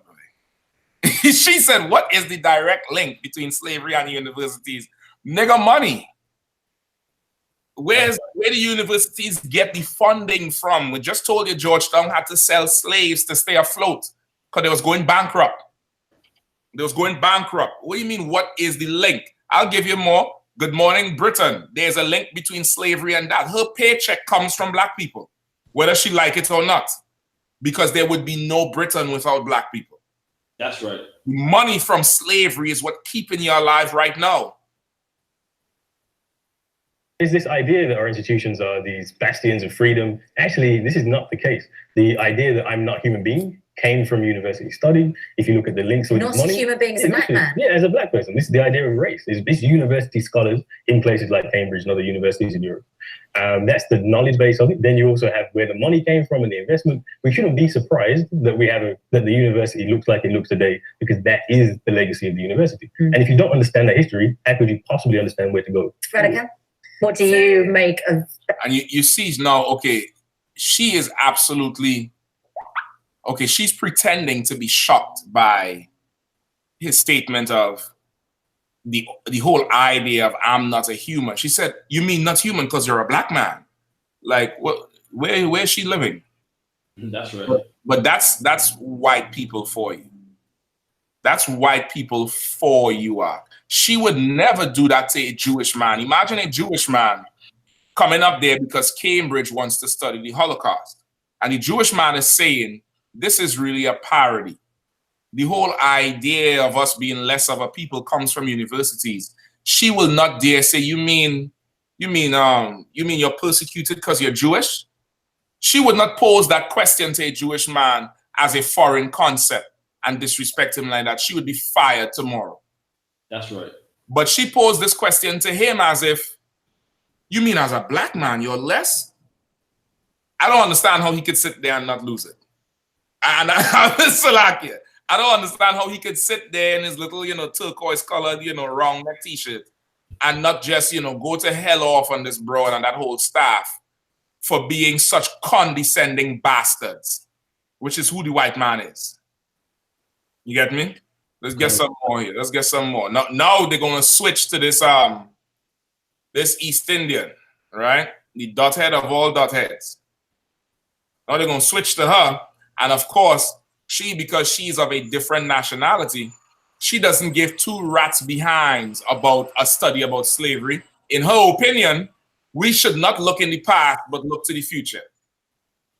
You know, it's a really important part, not just of history, but of our present, actually, because it's the foundation. So to me, I really personally kind of agree with Trevor Phillips on this, in the sense that I don't really feel like we're going to gain a huge amount from doing this 35-month inquiry that's going to take lots of time, money, efforts, and I'd much rather that all of those resources went on looking into what's going on at the moment. And so it's just come out today, there's a Universities UK study that shows that there's a really big gap between Black, white and Asian students in terms of getting top degrees, with white students being more likely to get... Hold on. So why are we talking about Asian students? I don't know if you'll pick up on that, Salakia. I don't know if you'll actually picked up on that, Brasha. Cambridge Inquiry. Read the article one more time, Mark, please, from the beginning. The inquiry. Cambridge University launches inquiry into historical links to slavery. What? To slavery. Did it say anything about the Asian plight? To slavery. Did it say anything about, you know, the East Indians under Gandhi and how they suffered? To slavery. The thing is about slavery. Where the hell why is this woman here talking about the Asians in Britain? That ain't got shit to do with nothing. But everybody rides our back for their own benefit. Everybody. Everybody. What does the scripture say? Give me old where you at, Mago, give me prey to every beast of the field. Where is that? Ezekiel? Ezekiel 34, sir. Ezekiel 34 and 8. Oh, God. Mago, give me that, please, Zach. Ezekiel 34 and 8. 34 and 8. Ezekiel 34 and 8. As I live, saith the Lord God, surely because my flock become a prey, and my flock become a meat to every beast of the field. Because there were no shepherds, neither did my shepherds search for my flock, but the shepherds fled themselves and fed not my flock. You understand? Surely. Read it one more time from the top. I'm going to stop you in between, all right? Ezekiel 34 and 8. As I live, saith the Lord God, surely because my flock become a prey, and my flock become a meat to every beast of the field. All right, stop right there. Who is the Lord's flock? 12 tribes of Israel. That's right. And the Lord is saying, surely, surely, my flock has become a prey. My flock has become a prey and has become meat to every beast of the field. And who are the beasts? The other nations, the Chinese, the Africans, the East Indians, the white man who is the beast. He is the beast of the field. They on that Good Morning Britain talking about the link of slavery and the economic benefits of slavery and how it, according to them, may have benefited Cambridge University.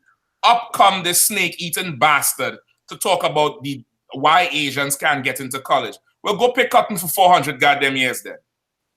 Go cut cane for 400 years. How about you do that? How about you do that? You want to put your problem on our back so you could benefit. The Lord needs to murder you all. That's right. God needs to flood you all out and bring plagues and diseases to you all because you all do not care. How dare you talk about, I don't think we should look at it look at what's going on in the past. It's not going to benefit us. First of all, they're playing down the middle. I agree. This thing is not going to benefit us. But I would never say we don't need to focus on the past. We need to focus on now. Studies show blacks, whites, and Asians have a difference in acceptance rate. I don't give a damn about Asians getting over there. Them Pakis coming over there bringing all the drugs and heroin and guns and blowing everything up. Them Elamites running all kind of stores all over the place illegally. That's them right. Ethiopians will sneak in your car and halfway kill you. Them what happened with the mosque when them Arabs had them white women raping them? How much scores of them? It was 45 of them or something. Kind of one concept. So don't tell me nothing about there's disparity in the acceptance rate for the university. They shouldn't accept you into UK in the first place. There should not be acceptance of you to the UK. You came on your own. We were kidnapped and forced into labor. And UK owes us their life. But here comes you little bastard, sneaking in because you are the beast of the field and you want to make meat of the Lord's people. Keep reading up. Because there was no shepherd, neither because what? Because what? Because there were no shepherd. There was no shepherd. The reason she could even sit up there and talk is because there's nobody in England, save Officer Parashi and his mighty band of men in the UK. That's right. Who would step out and light her on fire spiritually. I ain't talking about you go kidnap the brother and set her on fire. But there's nobody who is going to come forward and blaze on this broad for daring to open her mouth against the children of Israel. Nobody would do that. You could imagine somebody joining themselves to the Holocaust. You could imagine that in a Holocaust discussion. You could imagine somebody coming and saying, well, Jewish people so-and-so, but I don't think we should focus on Hitler and the Jewish people. What's going on now between the Jewish man and the Palestinians? Brother, they would want to cut your head off for even mentioning the Palestinians in the same sentence with Jewish people. Yet still she gets to sit up there and run her goddamn mouth. Slumdog effing millionaire. Kind of one kind. Keep reading up. Neither did my shepherd search for my flock. Right? Neither did my shepherd search for my flock. Right? All right. Go ahead. But the shepherd fed themselves and fed not my flock. Exactly. Our shepherds fed themselves and did not feed the flock of Israel. Like so, in this same interview, they're going to tell you they had I.S.U.P.K on there yesterday. Not yesterday, but the day before. We'll see. Let me play the tape before the time done. At top degrees, and that's not linked to their previous attainments. Study that shows that there's a really 35-month inquiry that's going to take lots of time, money, efforts, and I'd much rather that all of those resources went on looking into what's going on at the moment. And so it's just come out today, there's a Universities UK study that shows that there's a really big gap between Black, white and Asian students in terms of getting top degrees, with white students being more likely to get top degrees. And that's Wait, hold on. Top degrees. Parasha, you have a doctor in the UK? Concert, we have to. No. Do you have a doctor, like your doctor you go to?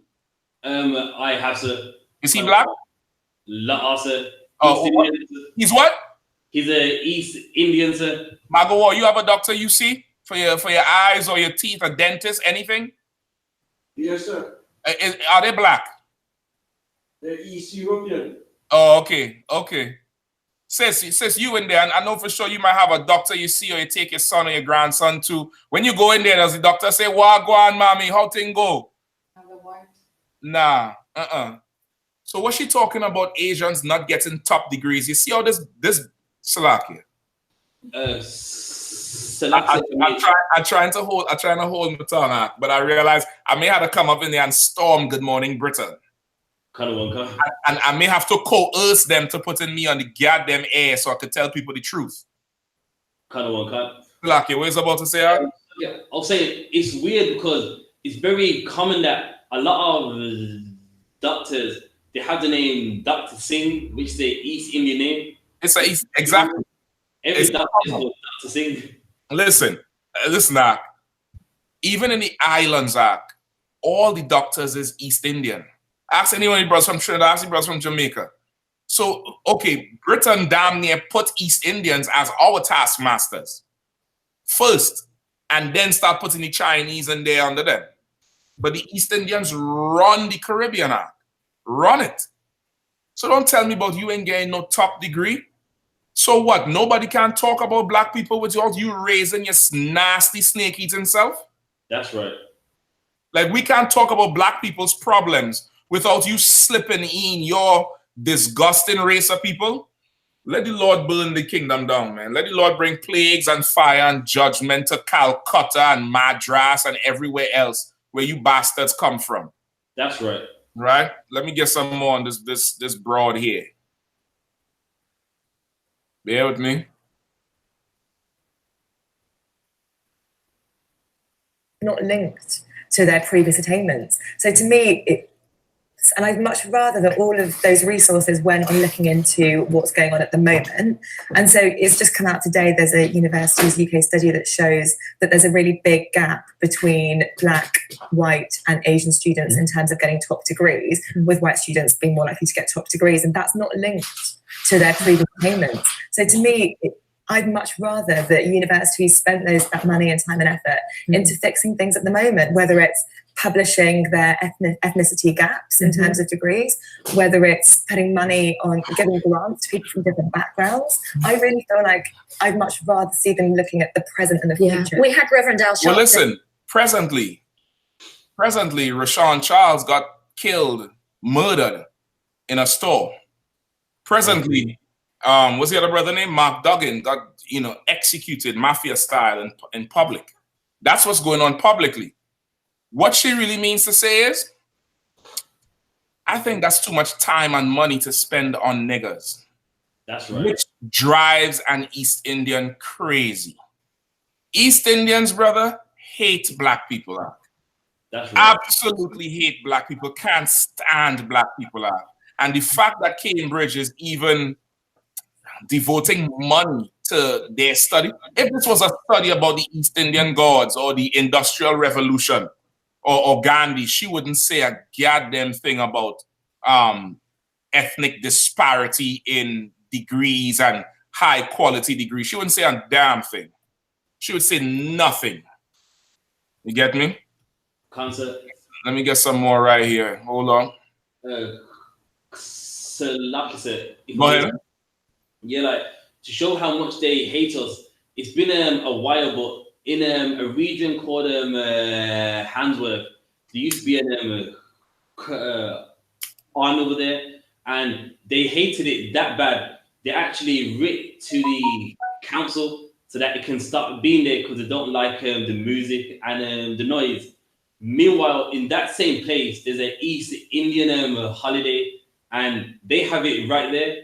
But they complain to the council to stop what we have there, but then they have it in the exact same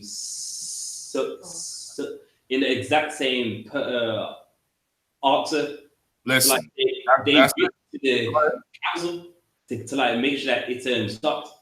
They're going to do that. Even a couple of years ago while I was there, you remember we went and we did one of those radio shows in Leicester. And Leicester has a community center that was, historically black. And even when you go in the community center, they had the basketball court inside, the indoor place where they do the gymnastics and the ballet and shit. And on the walls is murals painted of black people, famous black people from that area or that region, just like you would find in any black community in Harlem and, in Watts, wherever you are. You're going to find that. And them East Indians is writing petitions and going to the council to take that community center and turn it into a mosque / ethnic community center for them. They wanted to take it away from black people. and Britain would have us walk around like we're all one and unified. When they take crafty counsel against us, like Psalms 83 says. All right, let me get a little bit more here before we skip over to the church. Now, the church one is absolutely ridiculous. Absolutely, boy. In yesterday, of course, the sort of legendaries of people from different backgrounds. I really feel like I'd much rather see them looking at the present and the future. We had Reverend Al Sharpton in yesterday, of course, the sort of legendary civil rights activist from America. He'd spoken at Cambridge University the night before and had, made the point that there just weren't even the black faces in the audience. And in fact, the percentage of black ethnic minority students to these, to all institutions, but to particularly Oxford and Cambridge, is very low actually compared to. You see, so they brought Al Sharpton in to speak. Al Sharpton doesn't talk for free, you know that. That's right, sir. He ain't talking for free. Al is speaking. Listen, and this old slanty, this old East Indian bastard wearing dirty sneakers on the set. I don't know if y'all peeps your shoes. Dirty old slumdog shoes on the set. The camera gonna pan around shortly and you're gonna see it. But they put Al there to speak in Cambridge, and he was making the statement, it's only white people in the crowd. So who is this really benefiting? This is really just to help educate the children of the slave masters as to the understanding, the dynamic and the mindset and the background of the slave, and to appease whatever little interest or empathy they may have. You understand? This is nothing more. Their peers in, amongst other universities. So that's, hold on, you see how dirty our shoes are? Hold on, it's right there on the screen. You see them dirty, disgusting shoes, brother? And is she supposed to be able to, tell me we shouldn't spend money on black people? She wants some money to buy shoes. That's what she wants. She needs some money to buy some goddamn shoes. Isn't it, that let's invest in that.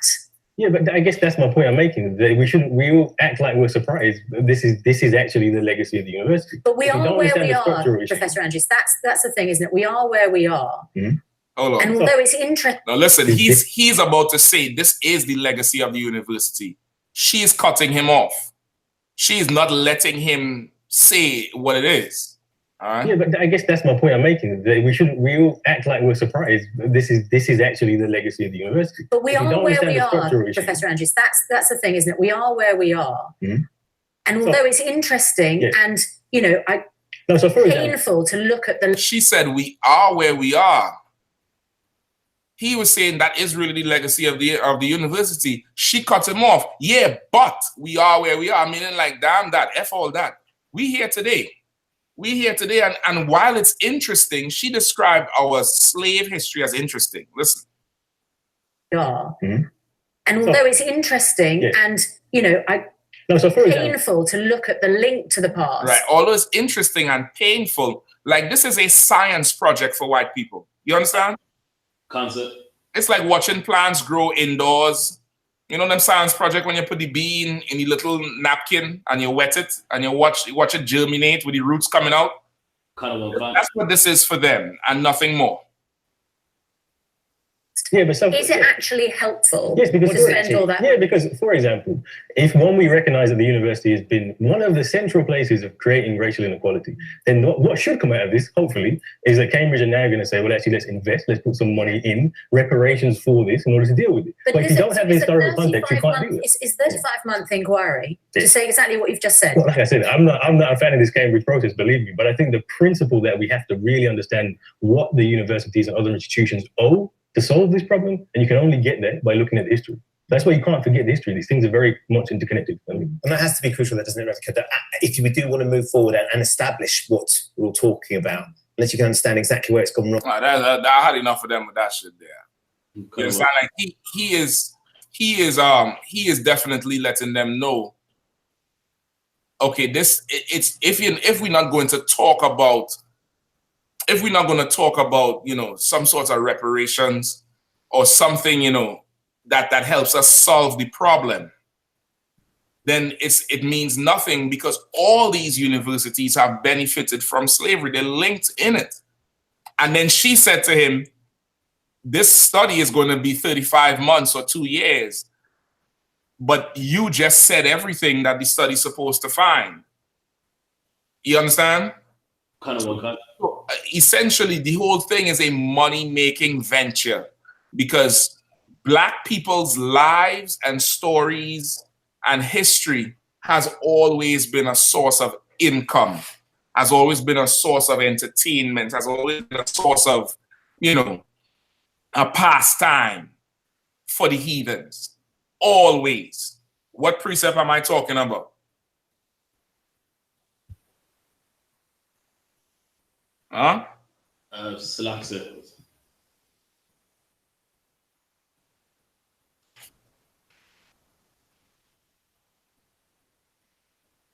Selassie, if you say that just one more time, sir. Like how Cambridge, they use in our history and our life to make money. It's clear, right? It's clear they use in our history and our life to make money. You know, they bring Al Sharpton in to talk about it. Like they're creating this whole buzz about the link between slavery and Cambridge, as if this is something special, when there's a link between slavery and everything British. Everything British, there's a link between it. The wars Britain fought, the crown, the bridge, everything in Britain there's a link there. So now that it's established that this is a money-making venture and this is for their entertainment and their pastime, that's also in the Bible. What precept am I talking about? Is it revelations about she sat on the blood of the saints? That's good too, but there's something else. Is it the one in Isaiah where it said, they say to our soul, bow down, that we may walk over? That's definitely their spirit. They say to our soul, bow down, like so we could walk over you like a mat, meaning that's what she was doing to him on the set. As he's talking, she just talking over him. And he just had to, well, he had to bow down, so she gets to walk over when he's supposed to blaze on her with 2 barrels. Make the clip go viral. Be the angry Black man. Be that. Don't let that shit die. I'm going to give it to you for time's sake. All right, Margo, give me Psalms 90 and 9. Psalms 90 and 9. Let me see if I cue up the other tape for you, all right? Concert. Give me Psalms 90 and 9 real quick. 90 and 9. Psalms 90 and 9. For all our days are passed away in thy wrath. Say one more time, Salaki. Say one more time. We spent our years as a tale that is told. Right, read it again from the top, huh? For all our days are passed away, and in wrath, in thy wrath, right? All our days, we spend our days passed in the wrath of the Lord. Meaning what? Being punished by him for being disobedient. You understand? Our history is really a punishment of being disobedient to the Lord. We spend our years as a tale that is told. What does that mean? Margo? It's like a story, no? It's like a story that what? Has been told. That has been told, but okay, people tell stories all the time, right? So they can amuse themselves. That's true, but what is special about our story? Why is it so amusing to them and entertaining to them? Because they gain of it. A little bit more, Rasha? Kind of the reason why, because with the story that we have, it's always benefited them. Okay, that's true, but there's some. Okay, I'm gonna give it for time's sake. Sis, you want to take a shot at it? Because they know who we are as a people. They know who we are as a people, but there's something else. Okay, go ahead. It's told, but they know that they can always use it to show that their race of people that look what we did to them. Okay, that's true. But okay, there's something else, and I get to the spirit of it. We spend our days as a tale that is told, right? That's what it says, right? We spend our years as a tale that is told. What is a tale? It's something that you've heard about in the past, sir. Okay, hold on. Give me the definition of tale. Understood. Story. Say again, Magawa. Story. Story. Okay, but use it the old school way. What do you call? What do the older generation say about somebody who telling lies? Do they say you're telling lies? A tale. You're telling tales. Meaning what? Hiding. Meaning that it's not a fact. It's a. I can't believe what you're telling me. A little child will come and say, "Hey, guess what? I walked on water today. I turned water into wine. I raised the dead." You're gonna look at that child. Stop telling tales. But guess what? That story is our life. Kind of one kind. You understand? Kind of one concept. I always tell the brothers up here. I told your Uncle Thumb first. Like being from the islands, I grew up in a time where we didn't have that much guns on the islands. The American influence wasn't so much there, but we would get the American movies. I remember Boys in the Hood being such a far removed concept. You understand? Where it was like, why would somebody make up a movie like this? You understand? It was such a far removed concept because it looks like a tale. You understand? Kind of one kind. It looks like something you make up, not knowing that tale is life. You get the point? Understood, sir. Our life, brother, is exciting to the heathen. Our life is, fantastic to them, even though it's painful to us. And guess what that means? It's the greatest story ever told. It's Lord of the Rings, it's Game of Thrones, it's Rambo, it's listen, you ever watch the movie Rambo? Concept. That ain't no white man act. The way how they treat him even in the beginning, that is how they treated black men who came back from war. Not white men. You can't walk through this town. I'm going to drop you on the outside of town. Don't come back here. That's how they treated black men. You get the point? Every movie is us. Everything is us. Our story to them is fantastic. But to us, brother, that's our life. You get the point? Understood, sir. That's why she said it's interesting and it's quite painful too, because our life is a tale, brother. It's a tale to be told. It's like a story you hear. It's something amazing that you just can't believe. It's like, what? What? He shot him where? And you did what? And you ran what? Shootout? Drugs? How did you survive? You get the point? Kind of one kind. You understand? It's amazing to them when that's just our life.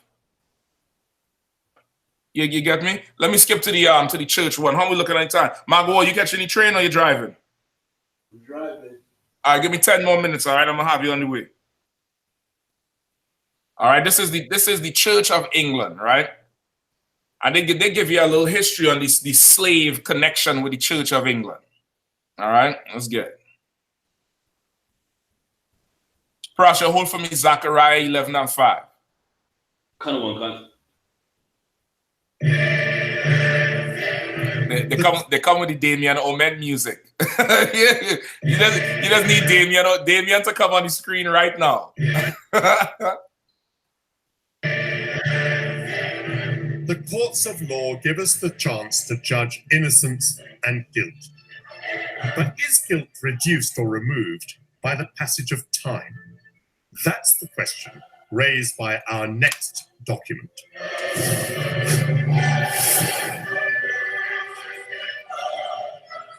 For more than 300 years, European merchants forced Africans onto slave ships and transported them across the Atlantic Ocean. And Britain played a huge part in this human trade. British ships carried around 3 million slaves to America and the Caribbean, where they worked on plantations, helping to build the wealth of the City of London. So now, if the work on the plantations helped to build the wealth of the City of London, why does Cambridge need a 2-year program to find out? Kind of. Huh? Where is Cambridge University? Is it in Stratford? Is it in where is it? It's a London one. Cambridge. Between London Cambridge. And Nottingham. Between London and Nottingham. So it was it? Where is it? Say it again, sis. In between London and Nottingham. It's in London, right? Between. Between. It's on the outskirts, right? Which is how most universities are on the outskirts of a major city. They never really put it smack dead in the middle of the city because it's so big. You understand? Most colleges and universities, you tend to be towards the outside of that city. But now if they just say in here, slave labor built London, why is there, okay, so slave labor will build London, but they get the money for the university somewhere else? So they build Buckingham Palace on slaves. They build Westminster on slaves, the bridge, everything built on slave money. But the university, what? They sold oil? They went around selling 2 for $5 oils, huh? Well, what they did? They made pies. They made pies and crumpets and raised money and had raffles. It just doesn't make no sense. You understand? It doesn't make no sense. They got the money from slaves same way. All right, let's get some more. The trade made many organizations rich, and I've discovered in the archives that includes a very surprising name. God Almighty has set before me the abolition of the slave trade. So wrote the great reformer William Wilberforce. And yet, during the 18th century, there were slaves in the Caribbean who bore branded on their chest the word society. This 1817 register of slaves in Barbados reveals that society means the honorable and reverent society for the propagation of the gospel in foreign parts. The mission. So you see, he's saying that they had a record of this church that owned a ton of slaves. And this was slaves on the colony of Barbados at the time. These slaves were branded on their chest, society, the word society. Now imagine that. And that East Indian stood up there and say, we don't need to look in the past. We should focus on giving more East Indians degrees. You understand? While they held your forefathers and mothers down and burned hot irons into their flesh, this swine sitting up there and talking about Asians should get more degrees. Arm of the Church of England. And here is that society listed as owning some 400 slaves.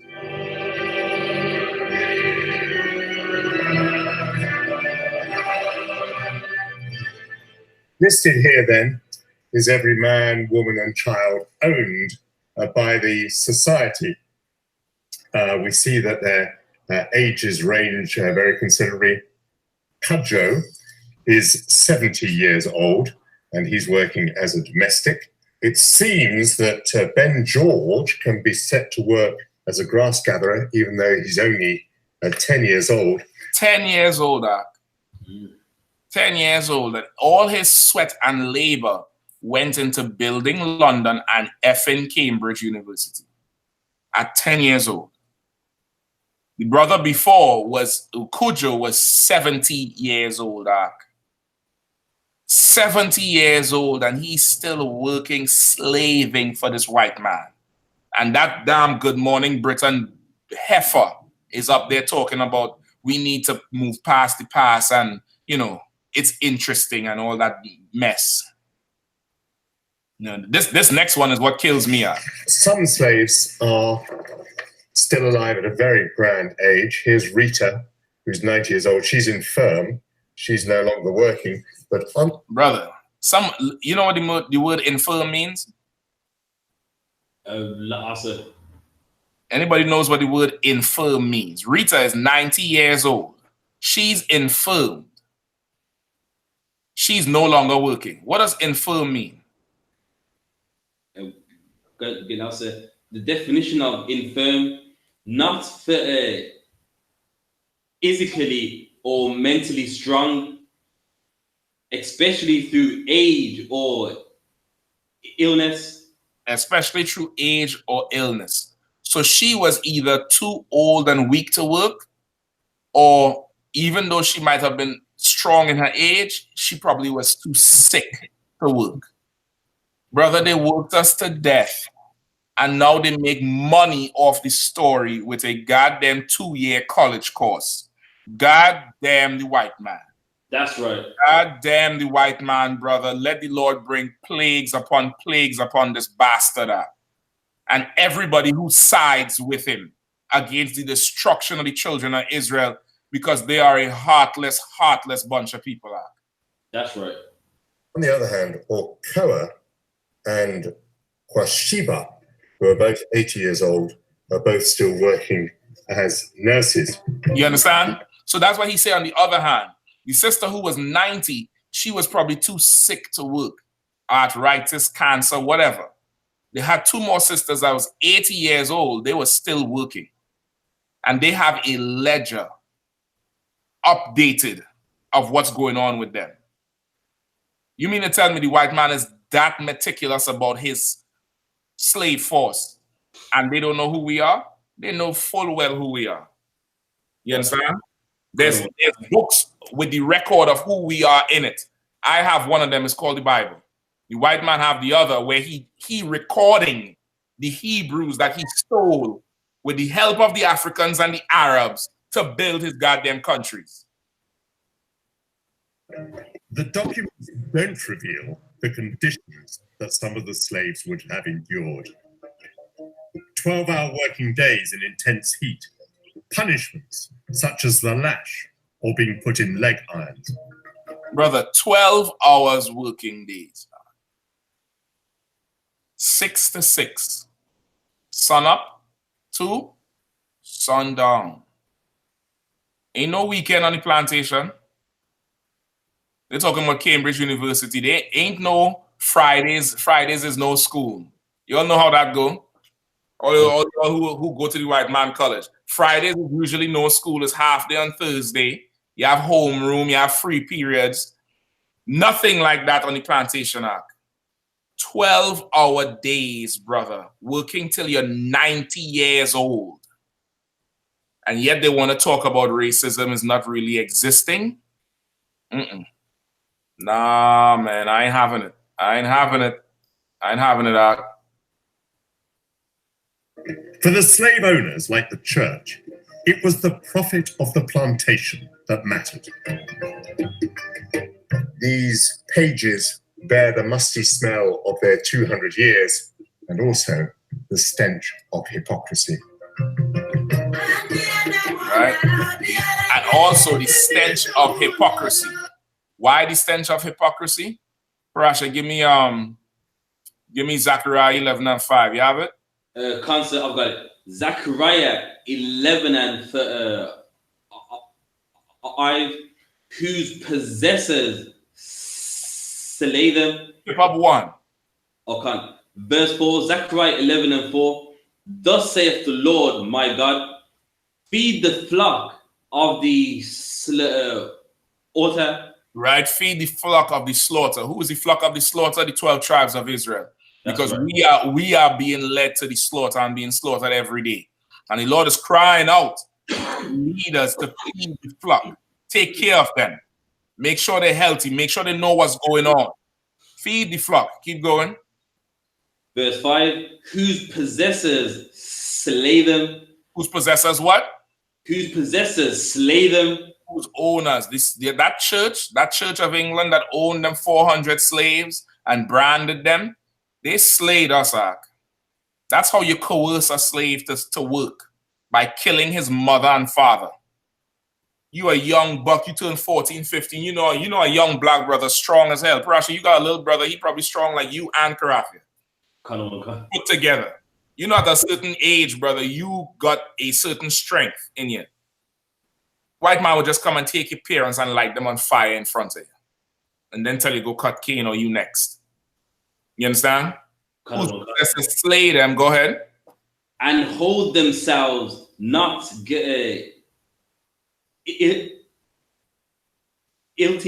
Right? And they hold themselves not guilty. That's why he says it's reeks of hypocrisy, because you're supposed to be the church, you holding the Bible, and you slaughtering people. And you holding yourself not guilty. I didn't do nothing.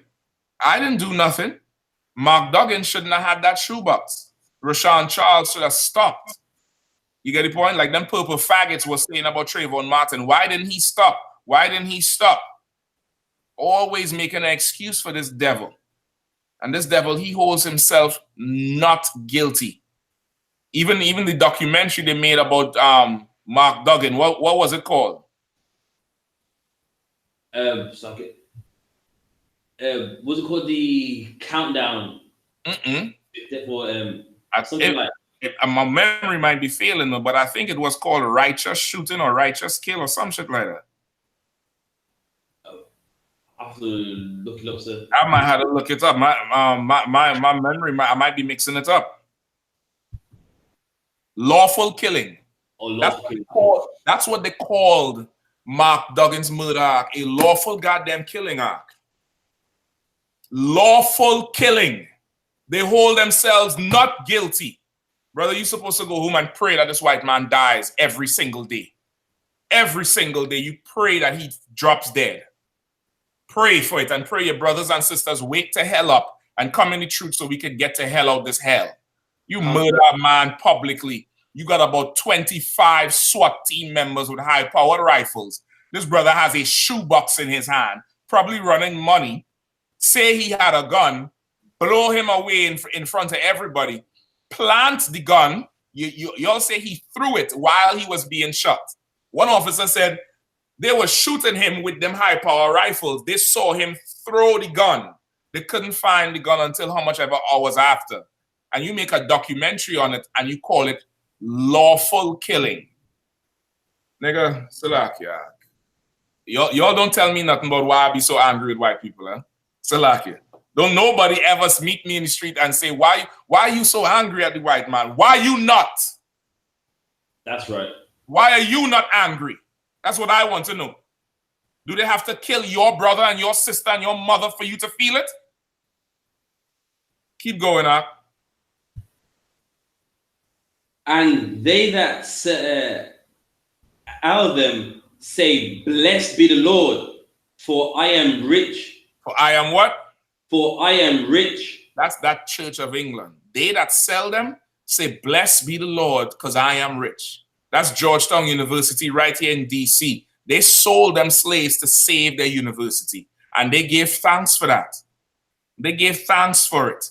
And this Church of England, the documentary just said their main motive was what? Profit. Profit by working 90-year-old people to death.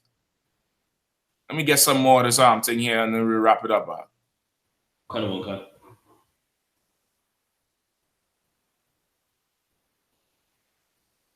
Constructed on the foundations of slavery.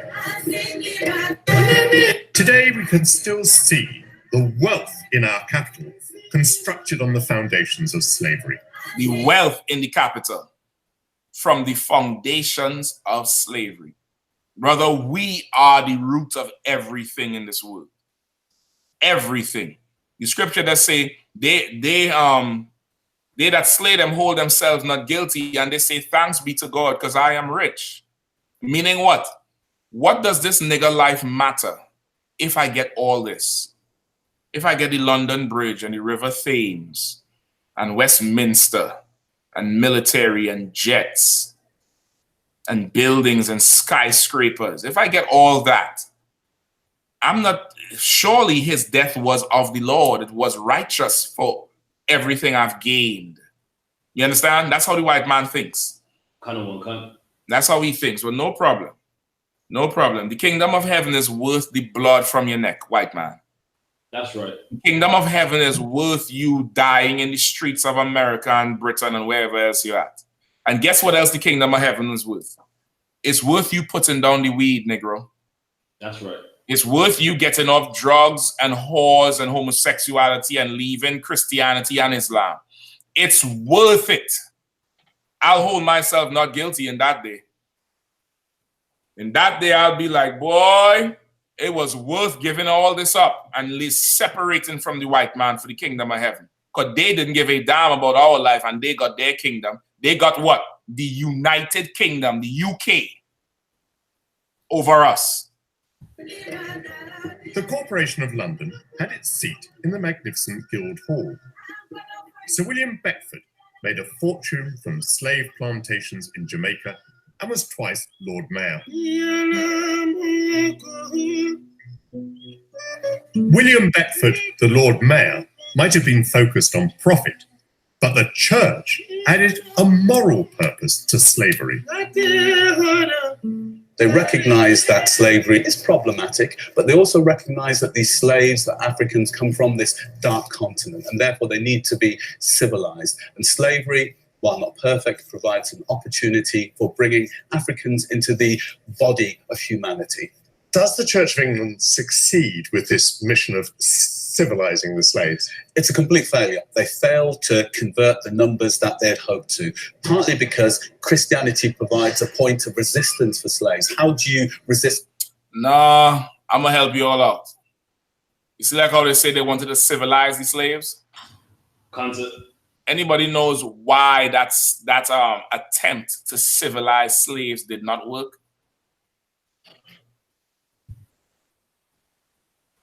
Also, Don't sweat, take a guess.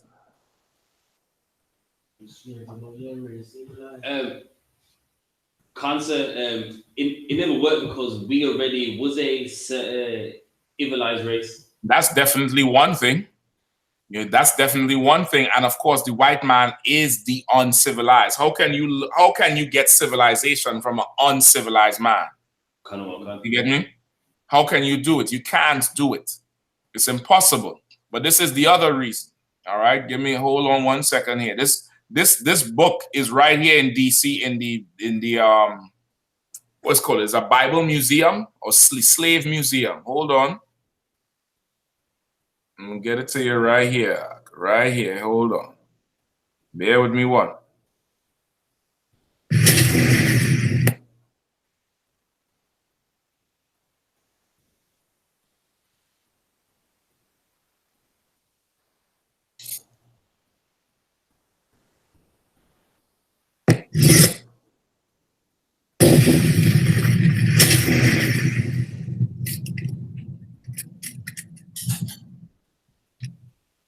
Celebrate this Holy Week. An exhibit at a museum in our nation's capital is exploring a painful intersection of history and religion. It looks at the Bibles given to slaves for generations in this country and abroad, and it's what was missing from those scriptures that highlights just how much was taken from those who were enslaved and how much they overcame. Here's Jeff Bennett. Inside Washington's Museum of the Bible, a single volume that is like no other.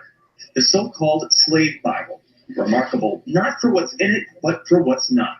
So about 90% of the Old Testament's been removed and about 50% of the New Testament's been removed. To put it another way, a normal King James Version has 1,189 chapters in it. The Slave Bible has only 232. Missing are chapters and verses that might have encouraged uprisings.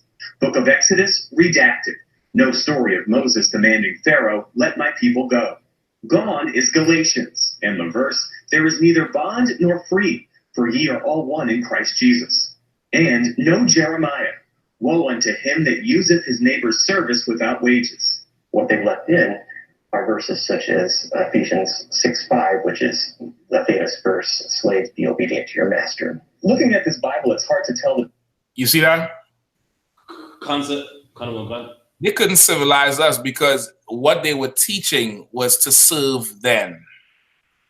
And this here is the proof that when they say When people meet you and say they use the Bible to enslave us, no, they didn't, because that's not the Bible. You understand? Kind of one kind. The man said it has damn near 1,100 chapters in there. The slave Bible had just over 200. Brother, that's 70% plus of the book gone. That's right. Gone. And yet still you in church. That's why Christians today don't know the Bible. All they know is God say love everybody, obey your masters. They don't know nothing else because that's all that was in the Bible. You get me? Kind of one kind. When they're talking about they try to civilize the people and went horribly wrong, they try to further control people by giving them what they replacing God in essence with themselves. And that backfired horribly with the amount of slave revolts all the way through the Caribbean and then through the Americas. You get me? Kind of one kind. And so somebody might say, well, that's in America. In Britain, they gave them the whole Bible. I think not, because the white man is the devil in rain or sun, in snow or summer, in night or day. He is the devil, El Diablo, all day long. You understand? Let me get this last bit here and then we will close off. Kind of one concept.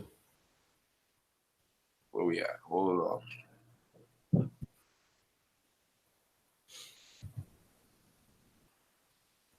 This terror, well, you refuse to take on their religion. They brand slaves with hot irons as a sign of ownership, and they flog them to death, and they also sell them off when they can't work anymore. So they don't treat them any better than slaves on any other plantation? That's what the historical documents suggest, that the Church of England plantation is no different to any other plantation. Because the white man is the devil, that's why. That's right.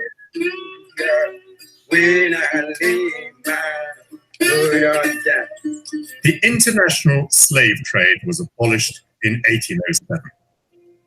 But it wasn't until 1833 that Parliament outlawed slavery as an institution. Compensation was paid, not to the slaves, but to their owners. Documents show that for freeing its slaves, the church received nearly £9,000, a fortune at that time. You understand? Brother, there's no getting along with this bastard out. There's none. There's no getting along with him. He is the devil the Bible speaks of. That's right. He is without compassion. He's an animal at heart. Like imagine, because the slave was faced with a moral dilemma, they pushed to abolish slavery with William Wilberforce and all them fools who they like to. You remember the little brother a few years ago, Parashi, in his city center? My father was a Black Britain and blah, blah. William Wilberforce fought. You remember him? Kind of one concept. You need to come and get some history. You need to come and get some history and see what really happened. So because the church now pushed for the abolition of slavery, they paid reparations not to the slaves, not to Ben or to Cujo or to Okochi, who was 90 years old and she was infirmed, and the other two sisters who was 80 years old and was nurses. They gave £9,000 to the church in the 1800s, brother. £9,000 today could change your life in England, right or wrong? Concept, that's right. Think about £9,000 2 years ago. That's probably almost £1 million, maybe more. £1 million today. Today. And they gave that to the church because, poor church, you lost your slaves. It must hurt. God damn the white man. That's right. God damn the white man. Let the white man burn, brother. You're coming to the truth. You're fine, Officer Parashi and his men. What's the address up? The address is 394 Lodge Road, postcode B18 5PW.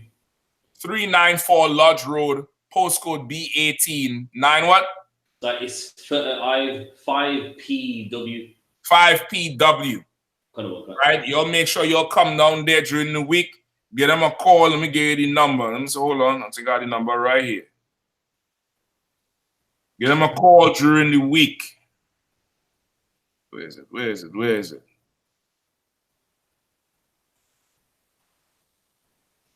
79607 79607 46784. Right, I say it right, Rasha. 796-074-6784. That's right, sir. Give them a call during the week, find out when class is at. They have camp in the city center in Birmingham, right there by the in the bull ring. You all go down there and check them, light it up every weekend and every other weekend on High Street in Brixton, London. All right, you all go check these brothers out. Come out of the world so the Lord could burn UK down like he needs to burn America down. All right. That's right. With that, we're gonna call it our one courtesy salute at Medium. Call it out. I.S.U.P.K. Shabbat. I.S.U.P.K. Barak. Yahweh Bahashem Yahweh Shai Barakatha. Yahweh Bahashem Yahweh Shai Barakatham. Yad Yamata. Class dismissed. That's sisters, absolutely sister. Oh, Sarah. We're gonna say Sar to the sisters. Sisters, I.S.U.P.K. Shabbat. I.S.U.P.K. Barak. Yahweh Shema Alatha Bahashem Yahweh. That Yad Yamata. Class dismissed. Okay.